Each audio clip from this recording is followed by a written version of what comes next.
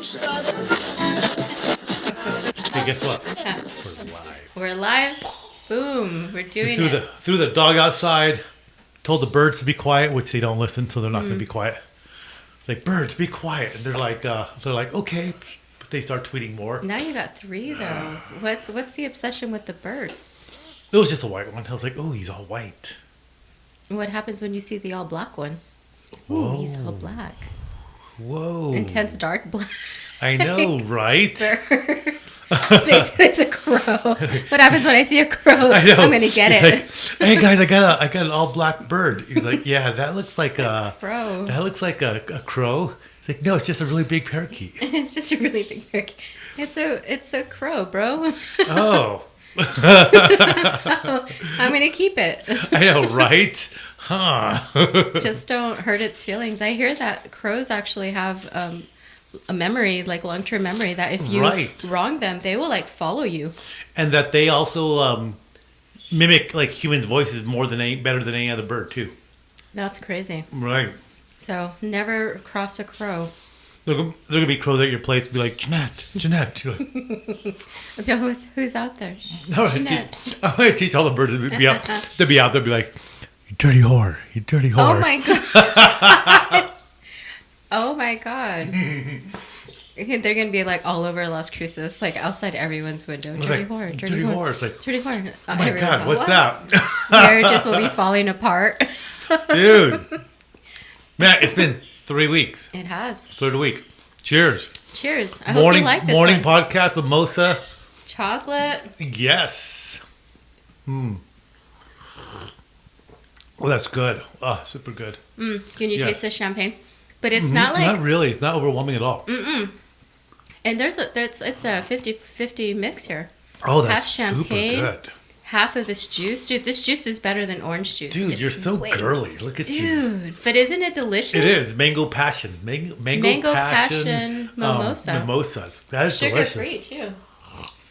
To offset the sugar You know, we're for being healthy, that's actually pretty legit. Dude, so I feel like a lot's gone on since we've last talked. What's happened? Everything. Like, I've been out the last couple of weekends, too. Have Well, you been not out, but... Dirty whore. Have you been going out? No, I had company, and that was fun. America wants to know. It's like, Jeanette, have you been gallivanting? Everybody that listens to this podcast, in my mind, it's like thousands, but really it's like teens in the single digits. Like 20. Thank you, the 20 of you all who continue to listen. I appreciate you. It was going to go to 19, but now that we're talking about your gallivanting life, it's back up to 20. They're all living vicariously through you. No, through you. America wants to live through you. Oh, well, I'm so sorry. I mean, it sounds exciting, but it's a pretty boring life. But I don't know. I did. No comments. No comments. As Jeanette calls me this morning, I'm freaking hungover, dude. Vodka. It hit hard. It was. I was like, I'm living the single girl life. I was like, it's not glamorous at all. I woke up this morning. It's like I don't remember eating bratwurst last night. What the hell is this? When did we get bratwurst? Like, who thought it was a good idea to eat this? This is a bad choice. If you would have remembered, maybe it would have been a good choice. I know. Well, I tried some different vodka, so it kind of hit me a little different. What vodka did you get? Oh. Yeah, I kind of slummed it a little last night, I'm not going to lie. So, I was at Walmart because I like that Pineapple Sky vodka. Sam's Choice vodka. I wonder if it's good. Do they really have a Sam's Choice vodka? But if they did, my God. The little part of me in the back of my head would be like, should I try it? It was like, Well, we were in high school. We were cheap. We could afford it. Like change and It was like, just get the Albertsons brand. The Albertsons brand. Oh God. Oh God, that's terrible. But no, I got so Walgreens. Yeah, Walgreens has Amsterdam, Amsterdam vodka. It has all these flavors. It was like okay, this is where you should know better. But my cheap ass was like, dude, you can buy 2 bottles of vodka for $16? Like, no way. That's where the bad choice came in. And I was like, dude, they have mango, they have pineapple. I'm like, hell yeah. No. So what I know about coffee... It wasn't terrible, but I do know that I did have a slight hangover. What I know about coffee is this. A really good quality coffee bean, right? It's a good tree. It's a good seed. It's, one of the, the robusts or whatever. When it's a good quality coffee bean, you don't flavor it or anything. You could age it, whatever. You grind it. You make your coffee, taking the full essence of the coffee. Now, the lower quality coffee beans, the ones that don't grow full, they're, the flavors all over the place. It's not very, well developed and all that stuff. Those are the coffee beans that they just all throw in a big vat. They grind together. They throw in vanilla flavoring, and they sell them at Walmart. They say vanilla flavored coffee, and everyone buys it. Irish cream coffee. That's what they do with the lower quality coffee beans, since they're not good enough to drink black. Yeah, they don't have that distinct taste where it hits your palate. They're like, nah, just give it a little flavor. They'll love it. I feel like that's what you went through last night with your vodka. I did. Yeah. I did. And all because I couldn't find my sky pineapple. And there's like a fine line between vodka that's good for a good price and vodka that's good for a cheap price. Yeah. That's really, I don't know. I think and then that's true with liquor in general. It's like a fine line. Like, okay, it's a good price. Is it a good tasting, or is it a good price because it's cheap? It's made with dishwater. You know what I mean? Like, it's like, yeah. I think that's a good point. If it's an alcohol you've never had, how do you know what it is? Sometimes you have to try it and take the bullet and report live on back. The edge. Yeah, that's Wake up with a hangover. Wow. Yeah. Wow. Jeanette, living on the edge. Well, thank you. America appreciates you. America appreciates your gallivanting ways. I'm happy to report. there are gaggles of women at home this weekend. Like, oh, Jeanette, how exciting! They're all reading the romance novel. They scribble out the name and they put Jeanette in there. I bet this is what Jeanette would do. I bet you Jeanette would go out to Walgreens and buy 2 bottles of vodka for $16. They're all reading. They're all reading their Daniel. What's that? Daniel Steele. Daniel Steele. Oh, and Jeanette got with Gustav, and he swept her off her. She swept her off her feet, and her tenderloins tingled. Her tenderloins.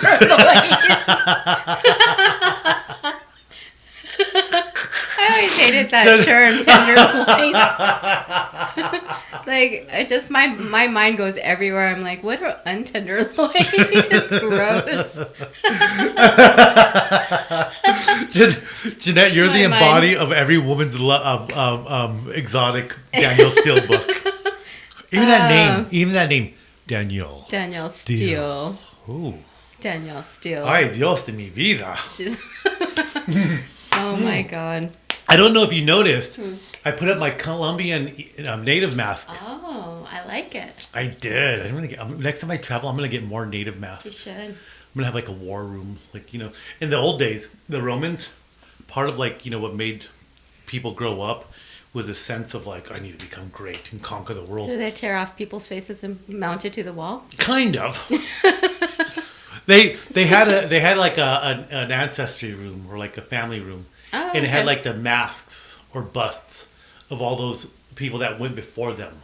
Oh yeah. And so you had to always grow up in the shadow of the great men that came before you. It was something like as a thing to aspire to be greater. You know what I mean? Yeah. So I'm gonna hammer a bunch of Danielle Steele books to your wall. It's like my romance war. It's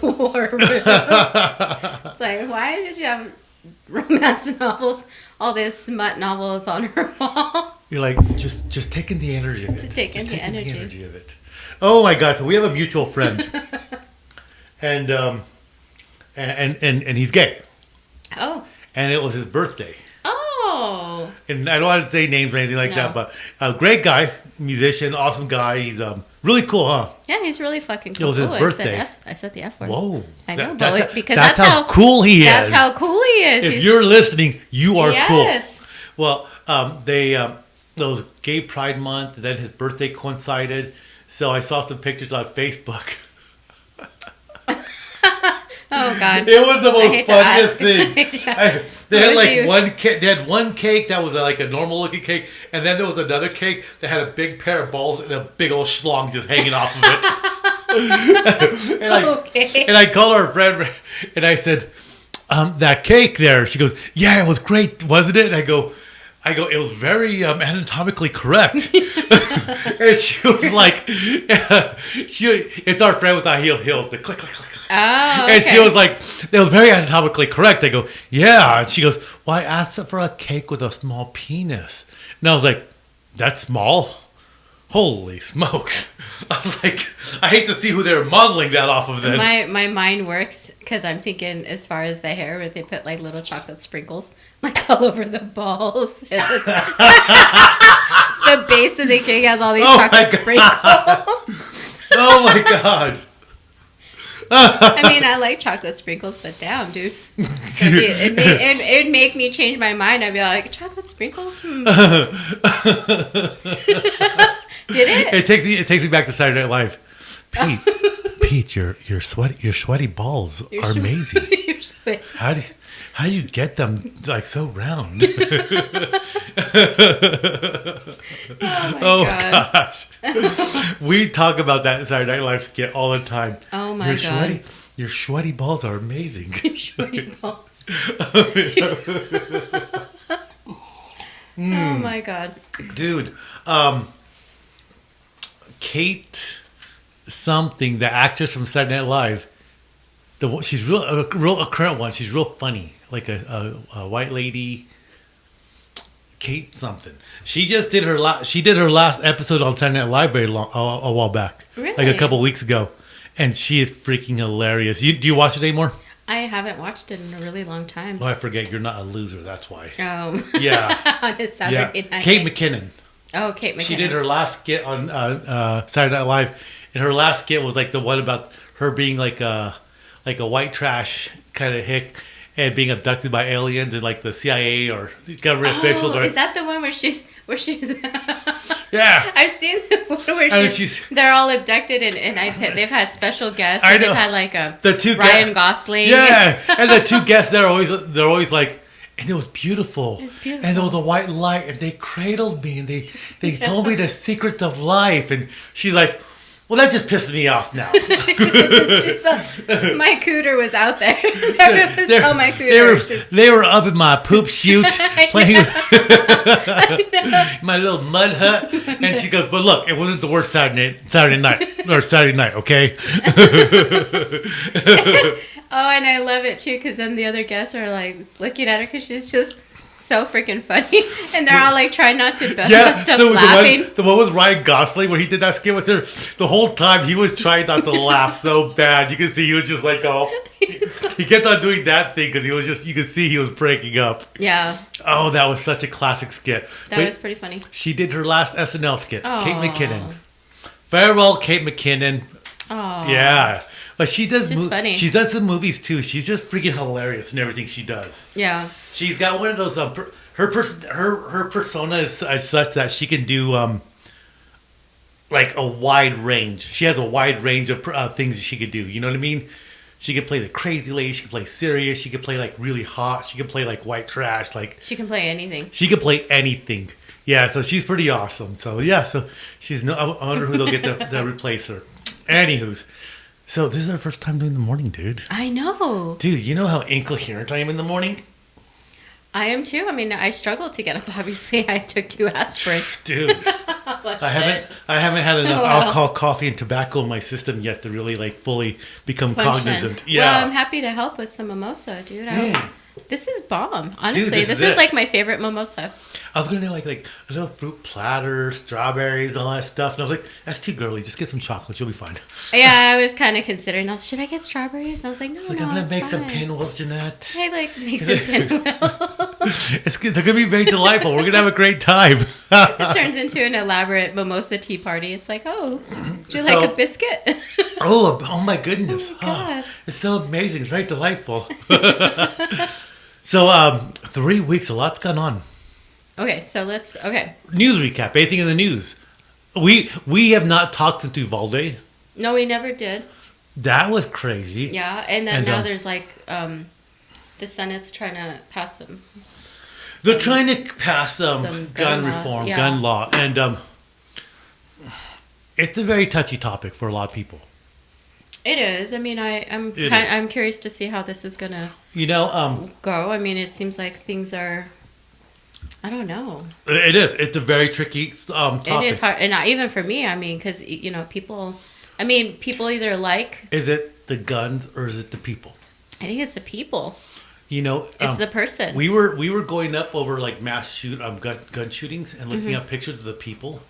They look freaking crazy, dude. It's the people. The people. The people committing these crimes have some serious issues, but we're going after the guns. Mm-hmm. And you and I know there is a big need in the mental health community. Oh, totally. Huge. There are people that have issues. There are people that are coping with mental issues, behavioral issues. But there's no outcry of like the lack of services for these people. And this might even be kind of probably out there, and not everyone's going to agree when I say it, but okay. Lord. I know. I sound like an old woman when I say this, but okay. Dios de mi vida. And I think I might have said this before. Like, thank the Lord, we did not have social media, and it didn't blow up during the time of college. You know what? I think social media is like we're on social media now. I know. Yeah. I get it, but yeah. Social media is such, I don't know what to call it. I think it's creating something, and bad. I think it's creating, I think it starts with the children. Yeah. And I hate to say it, but apps, come on. Apps are amazing. You can look like a supermodel. You could look like a rock star. I mean, these apps can do everything. You can create a music video, or you can create a really cool looking video just because of an app. And everyone probably tries to figure out their worth by how many likes. Yeah. And I think that what it's causing, I mean, this is obviously not researched, this is just my opinion. I think it's causing kids to have self-esteem issues. Dude. And I don't know if they're able to cope with things. What about that Netflix movie about the people that are talking about like Instagram and all that? Oh, I haven't seen that. What is it? Okay. Oh, now you have me curious. Now I want to watch There this. is a movie on Netflix. It's a documentary. Netflix documentary. What happened to just like The Social Dilemma? Oh, The Social Dilemma. It is, and it's not like actors. I mean, they have a couple of parts in there and stuff, but it's people that work on these programs. They talk about the what do you call it? See, this is what happens in the morning. I'm at a loss for words. Hey, drink some more mimosas. I know, drink some more mimosas. I know. It's Hold on. do. Just give me the bottle of champagne. It'll loosen the brain up. It's going to loosen the brain up. No, basically the programming, right? That directs you on social media, that pops things up and all that. They're talking about how they're able to quantify a lot of psychology into the programming. And it's built to act like drugs and hit parts of your brain to get you like hooked. A sort of like a dopamine effect. Yeah, and it's most effective on children. Oh, smack!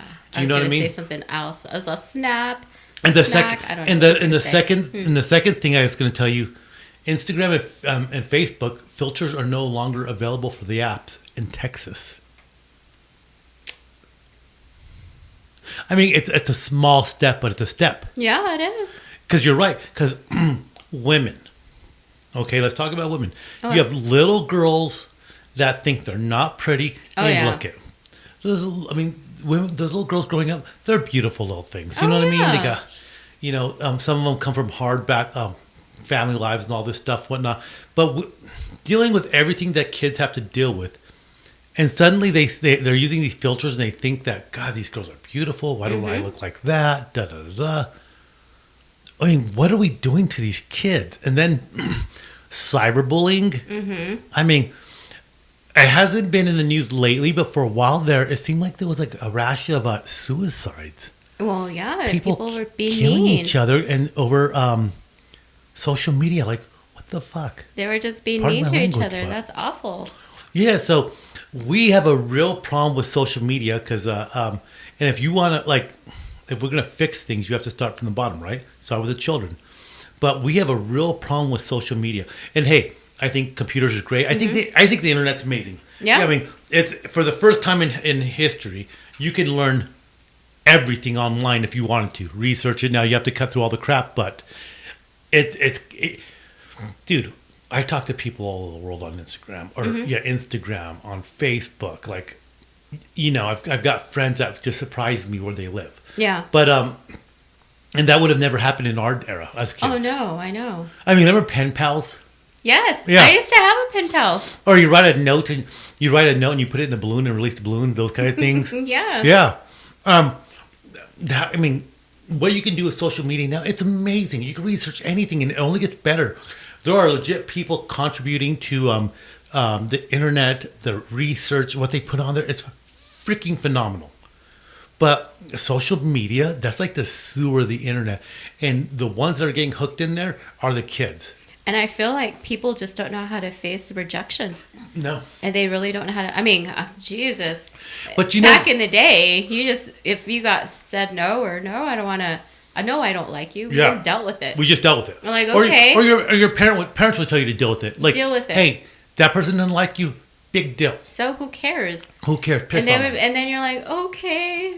And then as you grow up, you kind of develop this layer where you're like, finally, you feel like, well, you know what? I am who I am. Or a lot of us older kids, like growing up and be like, so-and-so pushed me. And your parents be like, yeah, you know what?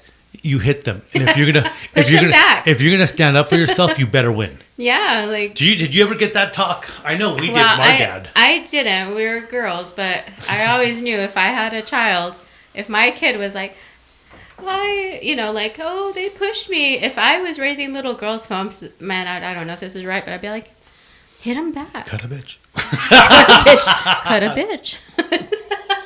I mean, and that's terrible, but like, no, like you can't be the one being picked on. Where's the outcry for social media?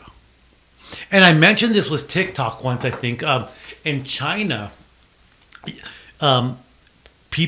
kids up to a certain age, they can only be on the app for so much time a day. And as you're scrolling through, the app has to integrate educational material. It's required by the Chinese Communist government.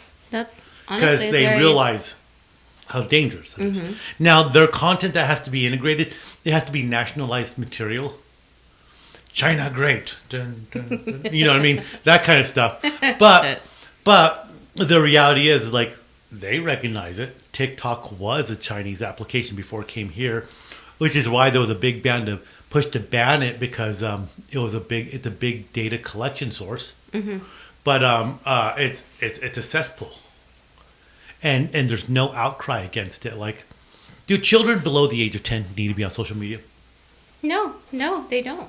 Right. I mean, go play outside. Yeah. I mean, you could say to kids below the age of 14 need to be on social media. Do you know what I mean? Yeah. I know there has to be a cutoff point, but I mean, when they're, but the reality is, do children need to be on social media? That's the big question. And that's not like that's not a yes or no. I mean, do I think so? That's my opinion. No. A lot of kids, they should balance playtime, imagination time. Right. Don't be on social media all the time. I think about imagination time, the South Park Imagination Land. Use your imagination. Dude, our imaginations just got nuked by terrorists. Well, I just remember when I was little playing outside, and my mom would be like, you guys gotta play, because of course she wanted a clean house. Yeah. So she'd push us outside. Right. And be like, oh, we can't go back in. Okay. You would step on a board with a nail. The nail would go all through your foot. You're like, ah, and like you slowly push it up, and then you're like, okay, can I play? Well, when we were little, we would be like getting the boards, and like, of course, when you're little, we would like lean it over something high, and we'd try to slide down a wooden board, and you get long ass splinters in your ass. Splinters in your ass. And we would do the boards on bricks to make little ramps. And they would just be like this. There would be like no curvature or anything to it. And you go up your bike and you go, whoosh, dunk. Well, that didn't work. Let's do it again. Oh my gosh, that used to be so cool. Yeah. We had a good childhood, and I always think back to like my parents and all that. I think back to my old man, and I was like, oh, my parents were always rough on us. But I was like, no, we had a good time. Well, when I was little, we were like little deviants. My mom would push us outside, and it'd be hot. It's hot. Go drink water from the hose. And by the time you know it, we're like flooding the yard because we're wetting each other with the hose. Oh my gosh! Right, dude, like running around like lunatics. We would How funny. We would go up and down the streets riding our bikes, be all over the city. Our parents probably would have killed if they knew where they were. Just stay out front. 2 hours later, we're across the city as little kids on bicycles. You know what I mean? It was there were good times though. Yeah. Now, what's curious about raising kids now, and I've realized this a lot more and more, and I've seen it a lot this week now that kids are out of school, is that I have employees that are like, hey, I've got to take my kids to Vegas for a tournament. I've got to take my kids to San Diego for a tournament. We got to go to San Antonio for a tournament. Damn, kids are having it nice now. And I was like, what tournament are you talking about? And they're like, What well, they play tournaments? basketball. Or they do this. And I'm like, and I was kind of tripping out. And I was like, What the hell? yeah, because like in our days, we didn't have these tournaments that took you across states. Do you ever? No. Yeah. I think I was like in a very small category of people because I was in I did as a kid. I was a part of a junior Olympic diving team. Oh, were you really? I was, and we would travel across the country, going to different universities and stuff to go and compete in these tournaments. Dude, that's awesome. I wasn't a part of anything cool like that. I know, right? And I was a little fat round boy in a Speedo, little tiny Speedo. Do you have a picture? How cute. I probably do somewhere. How You wonder cute. why? You wonder why Cute. my self-esteem right now is just doesn't care and it's like very comfortable and all that. Well, when you're a little fat round boy In a Speedo? and you're standing on like in a high dive and it's quiet and everybody's looking at you, all right? Fear's gone. Yeah, I got this. All right, I got this. All right, I got this. Oh All my right. gosh! Isn't Hey, that, dude? It's like cheers. a whole bottle. I know. A whole bottle in the We're glass. going through the mimosas fast. Dude, well, that's why I brought 2 bottles of champagne. Thank goodness. By the end of it, we're gonna be just drinking straight champagne. We're all like just taking swigs from These the are bottle. amazing. These are amazing. I love the champagne.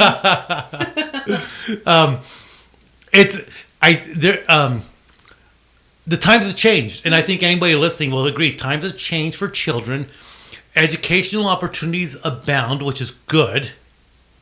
But everything else that goes with it, the social media. I think there's good and bad. There's good I think and bad. there's good and bad. And they're very extreme. Mm-hmm. You have very good educational opportunities now, but you have a very bad cesspool that is there trying to lure kids in. Mm-hmm. I mean, you've got little girls putting stuff on TikTok, moving their booty like, dude, I've seen it.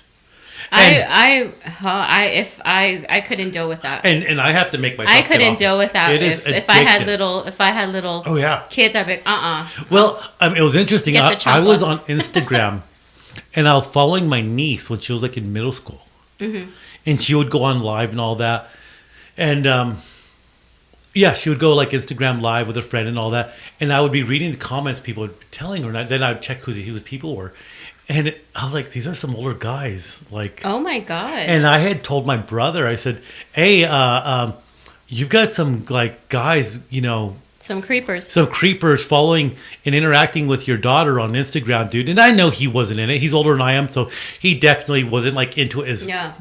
And so I noticed her account was deleted like a day later.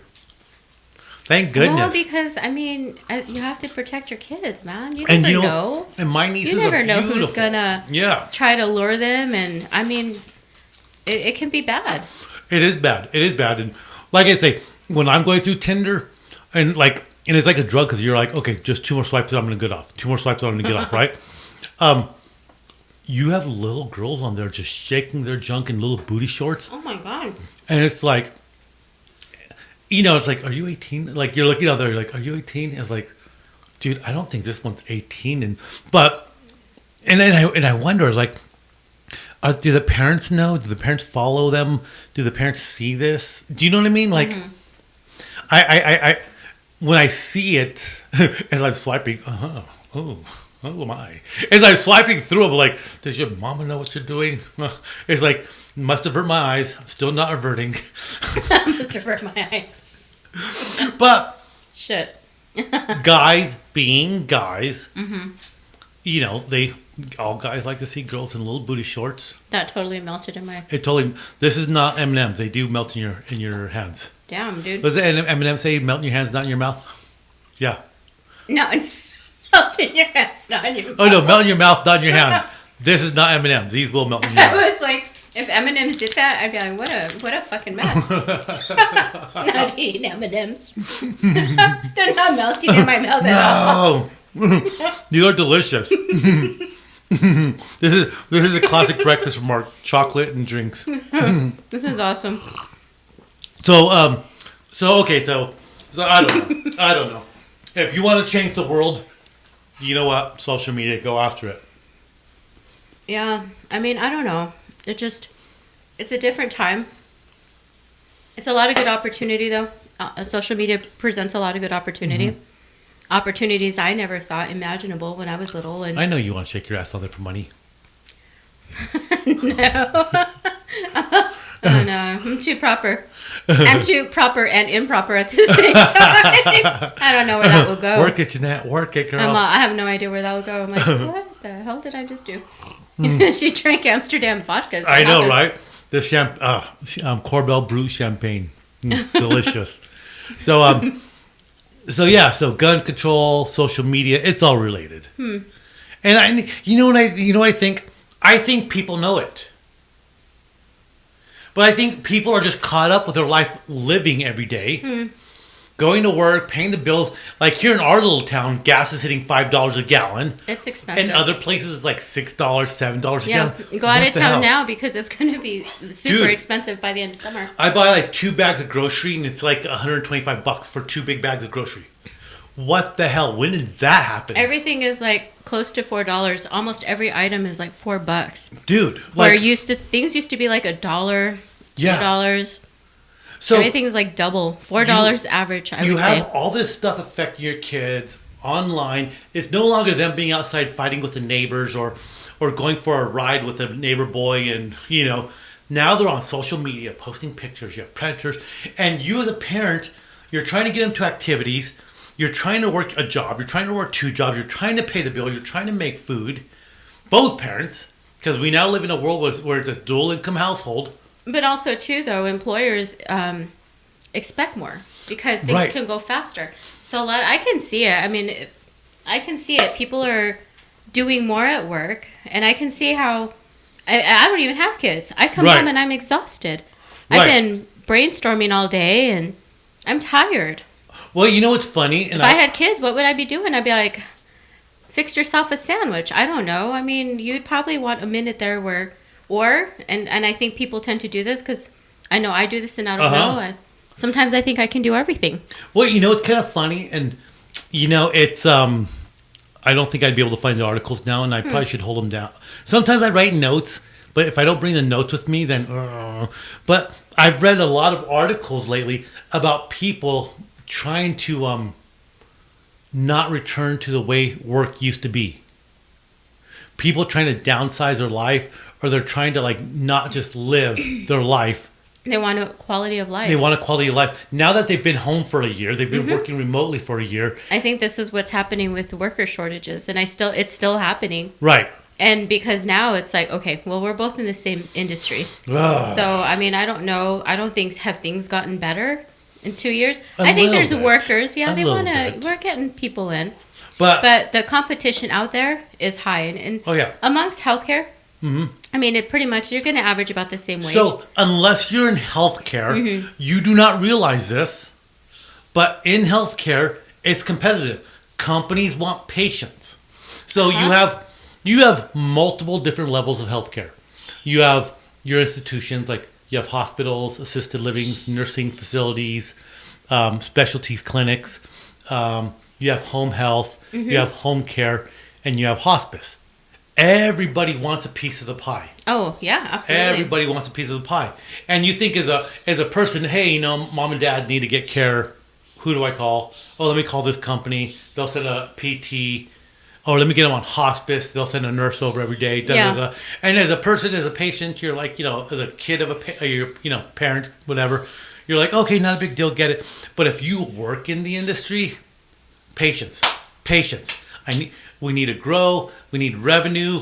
We need revenue. We need workers. You need everything. I mean, it's like a full circle. If you're in home health, skilled home health, you're wanting to get patients. You're trying to get good patients, which is usually like Medicare. And it's a full scope of like home nursing, wound care, PT, OT, speech therapy, sometimes infusion therapy. And then you throw on hospice on that. And like people think, oh, if you're in healthcare, they throw money at you. Not really. No, they don't. That's why hospitals, they'll charge triple to try to get the full reimbursement back. But when it comes down to hospice, they literally give you back money. But it's a good thing. And this is kind of funny because people don't realize the benefit of hospice. Look, everybody wants hope. Hey, Dad's going to get better. Dad's going to improve. But there comes a point, and I talk to nurses about this all the time. They're like, there comes a point where it's like, look, I'm putting my dad through a lot. He's going through a lot of treatment to get better. He's getting tested. He's doing this. He's doing that. And it's just not helping. At what point as a family do we say, okay, let's just make Dad happy. Let's keep him comfortable. Let's get him on hospice. It's not a death sentence. It's not. But a lot of people... They actually get better. They associate hospice with end of life. And I get it because that's where they normally are. But they actually make people comfortable. And They manage the pain, which is a lot of pain. And what's curious? Hospice nurses, because there's nurses that all they do is hospice. And the patients will talk to them that they're scared. They don't know what comes next. They're afraid that they're going to feel like they're drowning. They're afraid they're going to be in pain. And the nurses are amazing. They're amazing. They've done it so much. They're like, no. It's like, and I actually saw it on Scrubs. Oh. It was like season 8 or something when the two guys, Turk and I used to Bambi. watch that. I haven't seen the one that they called Bambi, Dr. Dorian and Turk. They were gonna leave, but there was an old man there, and they decided to stay. I think it was in season 8, and there's like this little black man. He had no family, and he's like, "No, you guys should go." And they're like, "No, we're not in a hurry." And the old man finally asked him, he goes, "What's it gonna be like? I have to know." And they were like, "You'll get tired and you go to sleep, and you won't wake up." And that was a tough episode to watch. Oh, wow. It was a tough episode to watch because once they get over everything, no, this doesn't scare me, you know what I mean? At the end of it, they stayed there till he fell asleep. He never woke up, and then he stopped breathing. It was a really good episode, but the nurses know, and they help the people with that. And like I say, it's not a death sentence so much as it's like, let me help you just manage your pain. Let me help you be comfortable. And the nurses, they talk to the family, like they'll talk to the spouse, whatever, and they'll help. They'll guide them through the process. And I think that death is hardest. I mean, it's hard on people who are dying, but it's also hard on the people who are left behind. And I like hospice because they have chaplains, they have counseling, they have a lot of services related to that because for the families, because it's hard to watch your loved one die. It really is. I think hospice is good. It is good. And, but with that being said, and talking about like kind of going back to competition, because I mean, obviously we're healthcare. Talk about, There's a lot of competition out there. So in healthcare, it's hard to get workers because, I mean, there's always, and there's competition not from companies in the same field. You'd think that that's where I mean, yes, they're competitors, but that's not your biggest competitor. Okay, think about home health, skilled care, home health. You need a nurse to go do wound care at somebody's home. But no, I'm talking about like, where is the money? People are going, now they have a choice. That's what I'm saying, because a nurse going to home health, they get paid well. They have a flexible schedule, but then they get on with a traveling company. Oh, and become traveling nurses. And then they make like 5 times what they normally, I mean, the amount of money traveling nurses make is insane. Like, so Debbie. Yeah. She's been talking about it, and I had a talk with her. I said, it's something you've talked about. She's been wanting to do it. Yeah, it's like, shit or get off the pot. And I didn't talk to her for a couple of weeks. And the next time I talked to her, she goes, yeah, I'm working in the next town over in El Paso, and as a traveling nurse. I was like, what? And she goes, well, I kind of thought about what you said. I was like, whoa. but she did it. And she goes, I don't mind the drive. It's like a 45-minute drive. Yeah. She goes, I work the night shifts. I go late in the night and I come back early in the morning. She goes, yeah, sometimes I'm tired, but the amount of money she's making is ridiculous. Wow, that's great. As an RN. Yeah. She's making like 3 or 4 times the amount of money she would make as a traveling nurse. So suddenly, here we are in our field where we need nurses. And then they're going somewhere else. Yeah, because for whatever reason, a hospital will contract with a traveling nurse company for nurses. The nurses will get paid buku bucks.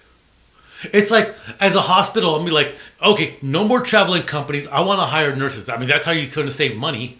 But I don't get it. I don't get that. Well, because I imagine, I'm not, obviously, I imagine this traveling company is paying high wages. So they're not without employees because people want to join their company. So, of course, it's like if companies can't, or like hospitals can't recruit, contracting with a traveling agency...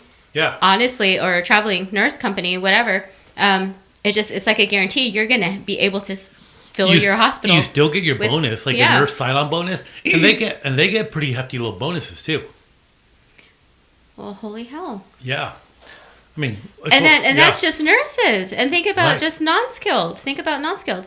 And our competition isn't healthcare with non-skilled. Our competition is like other companies, other regular retail. It could be. Right. It could be fast food. It could be, it could be something. Right. It could be in the service industry. So most people probably don't realize this. When you want somebody to take care of mom and dad at home, you get a caregiver. You don't get a nurse. No, it's non-skilled. It's quality of life. It's long-term care. They come in, they tidy up. They may help bathe your parents or whatever, make a meal, make sure. It's enough to keep them in home. So they don't get institutionalized because the cost is to be institutionalized. You're talking a lot of money versus staying at home, minimal money. Yep, and the state wants to pay less. Right. So that's why we have. So suddenly you have people programs. that aren't. You have a class of employees that are not licensed. They're not nurses. They don't go to school for it, but they're good at what they do. But those are the ones that are competing with Long John Silver's. Yeah. That's it. And it's like, okay, how do you compete with a fast food? And so Medicare does not pay for those kind of services. So usually the state pays for it, whatever state you're in. And a lot of people don't realize that whatever state you're in, they pay for long-term care to help keep you at home, quality of life. And the state has a very limited amount of funds. So they can't throw money like the federal government can. Yeah. And so to be a caregiver, you make a lot less money. So you're competing, like you say, with the fast food industry, with non-skilled industry, with the service industry. And I've often thought about this. It's like, what is the benefit of working a non-skilled home care job? And what I came down to for your average employee, it's the flexibility. And you know what, and maybe this is what it kind of circles back to. Is it does give you a little bit of flexibility, and it gives you more of a quality of life because let's just say it. I think that at this point, people are tired of the average 8 to 5 Monday through Friday, or just like the daily grind of physically having to go to work. I mean, let's think about this in healthcare with caregivers. They don't have to report anywhere other than the client's home. The patient's home. And they're, according to the client's schedule, it could be flexible. It could be flexible. Not all clients want help at the same time. It's one-on-one. It varies. It's not like at Starbucks where you have a peak time in the morning and you're running around like a chicken. It's one-on-one. Yeah. So there's definitely perks to being in this industry. And honestly, there has to be, for me, I would say the sense of fulfillment, being able to help. Being able to be useful, being able to make a difference in someone's life, that is a reason to get into it. Right. That is a good, and to me, like if you're looking for a job, I mean, I'm the kind of person who wants to go into a job knowing I'm going to make a difference. I'm going to make an impact. I'm going to be fulfilled because I'm not only helping the company, absolutely, helping them, in their goals and helping them reach my goal, but at the same time, it's like there has to be fulfillment with me. So the challenge with the healthcare industry as a whole, and over my years I've kind of figured this out, is you don't think about healthcare if you're not an employee and you're like our age, whatever. You don't think about healthcare at all. You're not sick. And I mean, sometimes you break a leg, you go to the hospital, you go home with a cast. People don't think about healthcare You don't until they think need until it. you need it. And then it becomes it's a nightmare. It is a nightmare to have to maneuver through the healthcare depending process. on your age, depending on your income, are you a veteran? Are you retired? Are you getting state help? Do you have a good insurance policy? I mean, and there are people that fall through the gaps. They make a little bit too much money. They don't, they get help from the state, but they're not retired, so they don't get Medicare. They don't have like a traumatic brain injury. They don't have cancer. So many programs out there, right? And then there's people don't even know about it. But people don't know about it. And it's like, where do we go to get help? Mm-hmm. And that, I think, has been the hard part. I think even for like adult children that are trying to take care of mom and dad, how do I get somebody to help my mom and dad? How do I, you know what I mean? That's when it becomes a nightmare. And the sad truth is, you deal with that the moment it happens. Oh, yeah. So if mom fell today and she broke her hip today, and they're going to discharge her, they did surgery tonight, they're going to discharge her like tomorrow, because it's usually a fast turnaround. Mm-hmm. So maybe she goes to rehab. Maybe she's in rehab for like 5 days. So maybe I've got like 5 days to think about it. But once the 5th day comes, it's like, how do I get help to get somebody to take her home, to take her to the Walmart, to take her to the pharmacy? Then it's like, it's just a whirlwind that happens all at once. Mm-hmm. Now, and I know patients, they've been in it for like a year, 2 years, 5 years. Once you've navigated it for like 5 years, you learn all the little loopholes and everything. But for most people, it doesn't happen. It happens like right now. Yeah. And then if you have a child and you need help for your child, and it's like really intensive, high need help for your child, then it's like, where do I get help? Mm-hmm. We're a 2-income household. I can't leave my kid alone. They're a kid. This kid might be like in a really bad situation. You know what I mean? They might be really ill. Suddenly it's like, who's going to stay home? And then people don't really know that there's programs out there. And there are. Right. For kids, not just adults, but for kids. And like I say, we live in a society of a dual income household, dual income households, now dual income families. And if you have more children, and it's like daycare, school, you've got to feed kids. And like I say, for me, picking up my 2 bags of groceries costing me $125 a week. Dude, I grew up in a family of 5. My mom would fill up a basket every Friday with groceries. And I used to think it was a lot back then. I remember it was like $80, $100. I was like, oh my God. I couldn't imagine what a grocery cart full of groceries now today would cost. Jeez. And my mom, she had one of those billfolds that she would keep all of her coupons in alphabetical order. And she was that lady at the register after they rung everything up. She goes, okay, I got this coupon. I got this coupon. And you know how you get annoyed? You're like, okay, lady, chill with the coupons. That was my mom. But she would save an ungodly amount of money on coupons. Yeah. And, but I couldn't imagine it. How would you do it today? You know? Yeah, I don't know how parents are doing it, honestly. I don't know how people are doing it. And even if you make money, it's still very expensive. Clothes. And I'm just a single person, and I can't get away from going to Walmart for anything less than $100. Clothes. It's hard. You have to feed, or you have to clothe 5 kids. And when a pair of jeans costs like $80 now, like, what the hell? Yeah.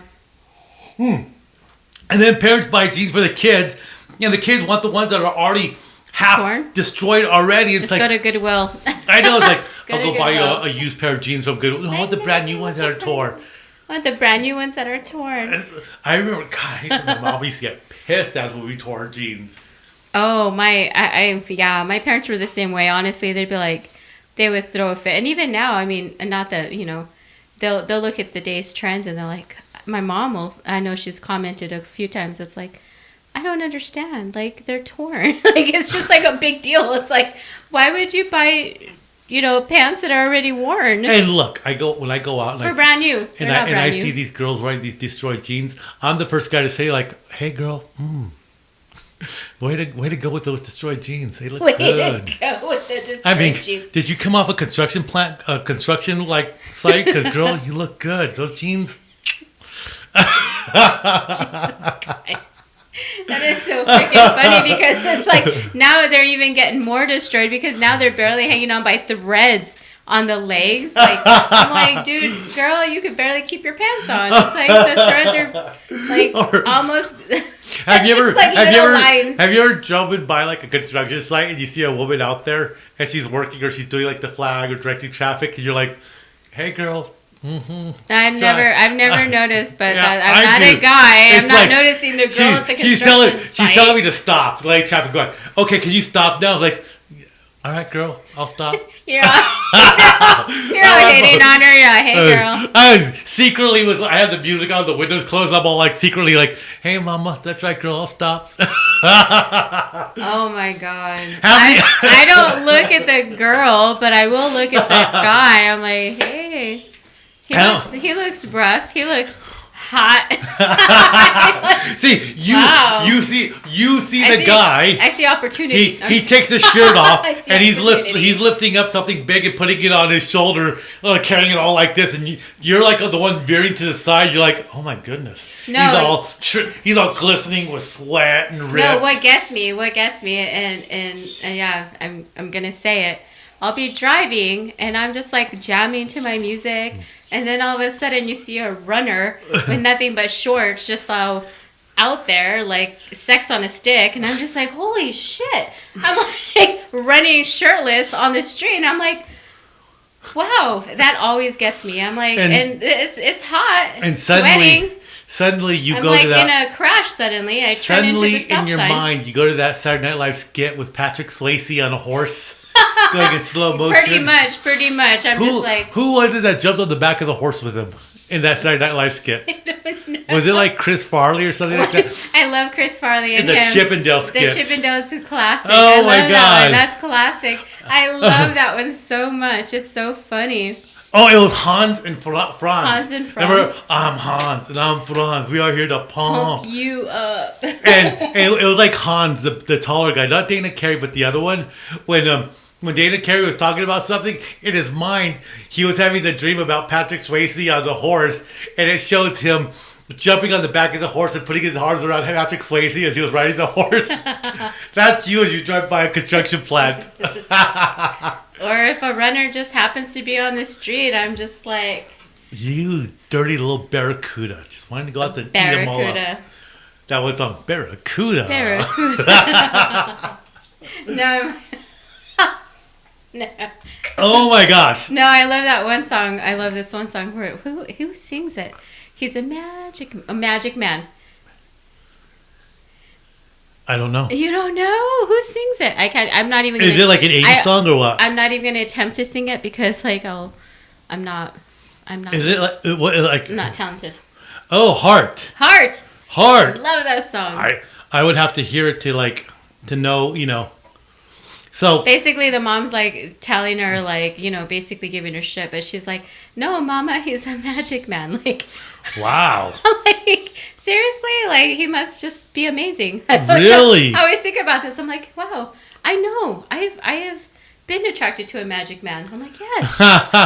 Well, yes. And that's the reality. Magic men are not good for you. They're not the ones. They're not the ones you're supposed to be with. Let me forward this.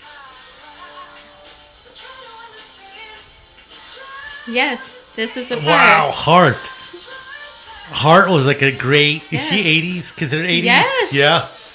It's a magic man. Magic man, Mama. Oh, yes. I don't remember this. I don't recall hearing this. Magic Man. No? So I can't put the music on the track, so to speak. Yeah. And even this is questionable because YouTube and copywriting and all that. You know which one I like? Well, it's not like if there people can download this from our podcast either because we're talking over it, There's a country singer named Sarah Evans, and she has one called "Suds in a Bucket." Suds in a Bucket. And it's a country song, and she's supposed to be, I guess, she's supposed to be doing normal country stuff at home, clean the house and all that. Yeah. And she's singing. Singing about this guy that comes and sweeps her off her feet. And how the parents are all it's a cool little jingle. So I don't know. You'll have to listen. It's called Suds in a Bucket. I'll have to listen to it. But it's got a good country little twang to it. I like country music sometimes. Sometimes, not all. When you go to the country bar and you're hitting on them men and wanting to wear their cowboy hat.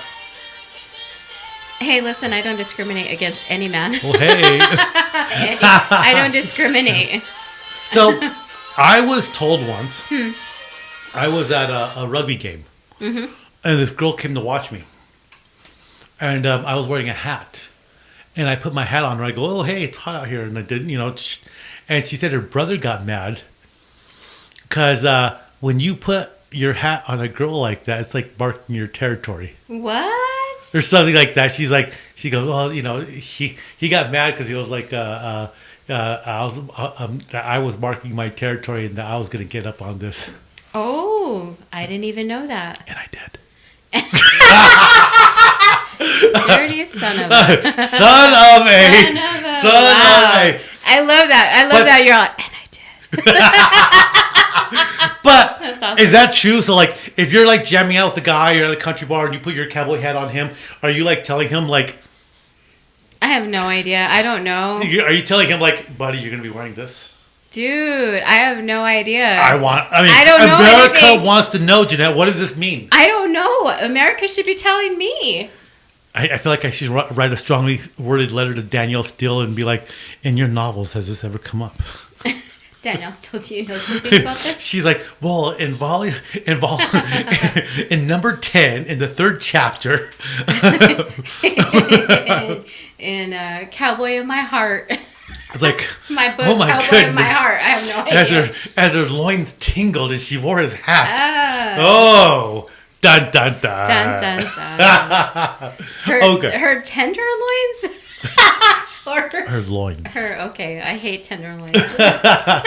Jeanette does not like to eat pork products. I think to myself, like, ooh. Ew. I think the opposite. Untender? What's untender? Sorry. Now people are going to be like, ooh. So we started off our journey today, kind of just reviewing things in the news. Mm-hmm. Gun law. We didn't really touch on that too much. And we didn't touch on that at all. And then we just kind of talked about social media. And then healthcare. The one thing I watch. Quality of life. The one thing I watch every day. I keep up with the war in Ukraine. Oh yeah, you have been. I keep up with it a lot, and so I want to give us an update because I know you're probably It is insane. And there's a guy on here. I want to see if I could find him on my Oh, here he is. It's his YouTube is called Speak the Truth. A young guy.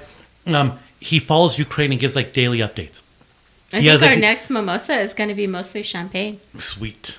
And he put like an interactive map, and he goes by area in Ukraine, what's going on. And then he was in the military, and the people he's had people that are in the military on his thing, his podcast, his show. He even has Americans that have returned from Ukraine on there, and so he is super interesting. Like I say, it's called Speak the Truth. I do not know his name, but again, Speak the Truth. He is super interesting, but he has like day by day podcast, and he says he gets his intel from people that are there, people that know, and it's super interesting. I mean, by this time, we're like on day 120, 130, because I remember when Ukraine first happened, like the first month in. We were talking like Ukraine's going to fall. They're putting up a brave resistance, but Russia was going to run them over. Ukraine has pushed the Russians back, but the Russians are in the east and they're holding on to the east, and it's insane. Like, so I pay attention to this more than I should the international news. One international news program I watch is called Wion. It's a program out of India called Gravitas. And their website is called Wion, WION. It's on the YouTube and World something news, whatever. But it's international news, and they do great reporting. It's not like your CNN, Fox News. It's really good. I recommend it to everybody. It's called Wion. It's the news is Gravitas from it's out of India. I like that because it's kind of non-biased. It really is. Because, I mean, if you listen to news stations here in the U.S., you're always going to get a political side Right. from whatever news station. Well, But to listen to news on the other, maybe somewhere else, it's going to be non-biased. so it's scary. Yeah. You know, Rush. So on Speak the Truth, he always puts like clips of the Russian talk shows. Mm-hmm. And these people are talking like, and it could be the Russian propaganda, because propaganda in other countries is different than propaganda here. Like Chinese propaganda, Russian propaganda, it's very state-run, state influence, huge compared to us. You can argue that it is here, but it's more underhanded. You know, the CIA programs, Mockingbirds, have CIA agents in the news and all that. But nevertheless, these shows coming out of Russia are like, we're going to conquer Ukraine. We're going to fulfill our destiny. And there's no way back. Russia has to win, and there's no losing, even if we have to go all the way. And when they go all the way, they're talking about invading other countries. They're talking about using nuclear weapons. Like, the propaganda coming out, it's freaking nuts. It is crazy. That is like crazy. The propaganda coming out of Russia is like, hey, we're not fighting Ukraine. We're fighting the West. We're fighting NATO through Ukraine. Yeah. To them, it's like a proxy war. And that's what the media is feeding. And you know, okay, and the opinion on Ukraine that I'm getting is so split. Everybody is, you know, it's like, yes, you know, we're fighting for democracy, and we're trying to, like, people's rights and liberties and all that good stuff, blah blah blah. And then there's people that are like, you know what, you know, these are people that are racist and Nazis and da da da. Also, this is like a splash of juice. it's okay. And That's good. there's like a lot coming out there. Like, who do you support? Who do you back up? Ukraine is being admitted to the European Union. Mm-hmm. Like, which is great. Ukraine's a European Union. It's a European country. It's like the last country considering Europe to Russia kind of deal. You know what I mean? But there's a lot of rhetoric coming out of there, and there's a lot of bad rhetoric. You know, Russians are talking about, you know, if NATO doesn't back down, if the West doesn't back down from helping Ukraine. They're talking about strikes on Poland, on Lithuania. Well, isn't that like where we think the next strike is going to be? Is Poland? Yeah. Is what I. Well, they're talking about Lithuania also. So Belarus, they're like a Russian ally. Do you know what Hmm. Belarus means? Belarus. Belarus? It means, if I remember correctly, like white Russian, white Rus, Belarus. I was listening to the thing on about the history of Ukraine, and Belarus. Rus means Russian. It's like, I don't remember. It pertains to like Russia, like that they're related to the Russian people. So it's really kind of interesting, but Belarus. Yeah, Bella more of a like a Latin type. No. No? Rus is not a. Not Rus, but I was thinking like. It's not If a you're Latin breaking language. it down. It's not a Latin language. So Belarus means white Russian. White Russian. White Russian.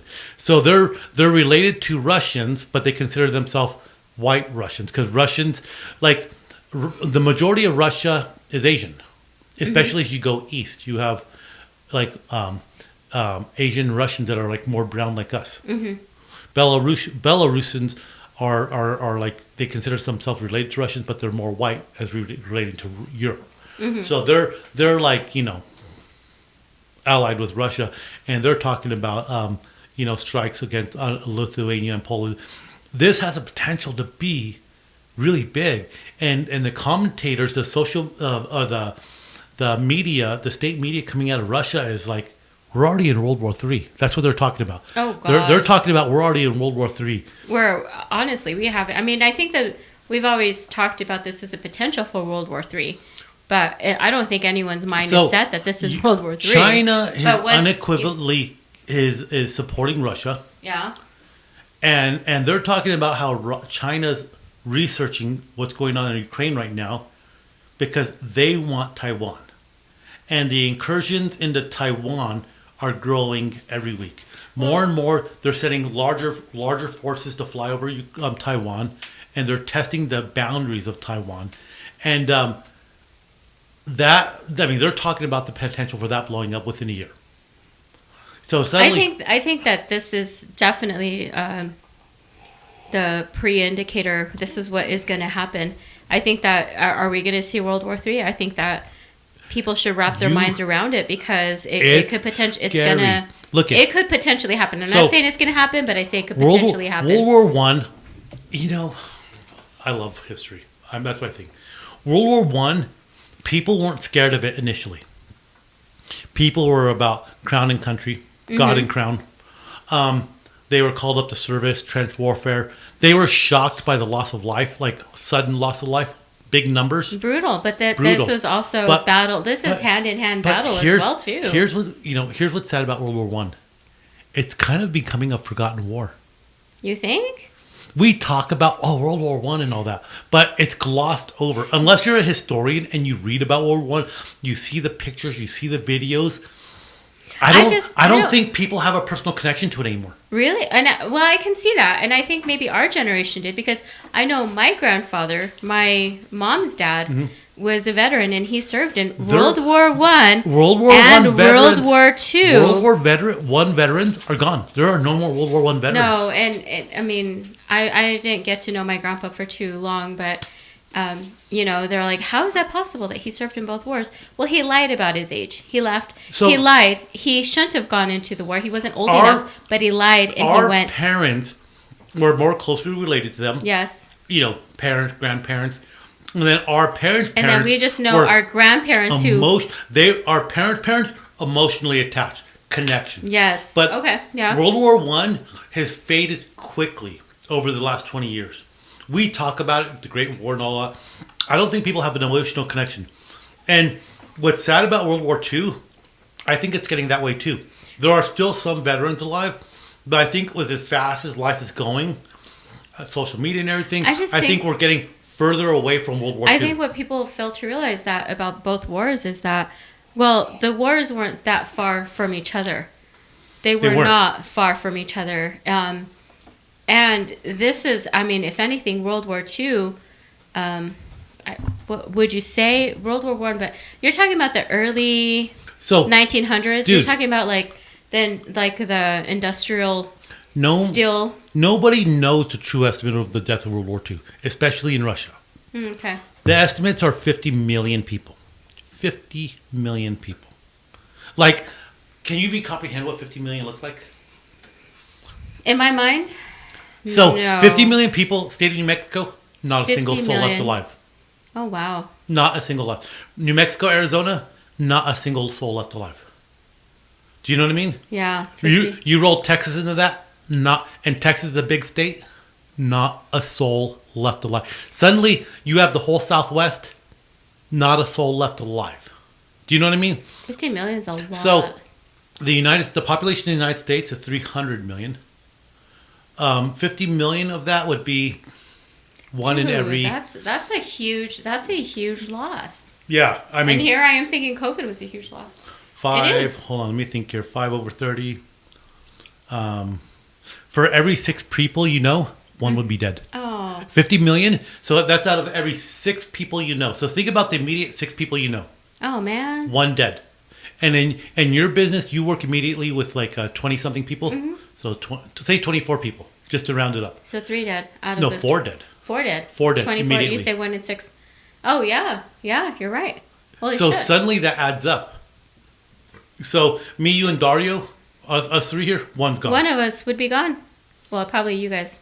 Right. You guys were mad. Oh, screw you. Throw you out there. Bitch, one of but you didn't make the sad truth is, history.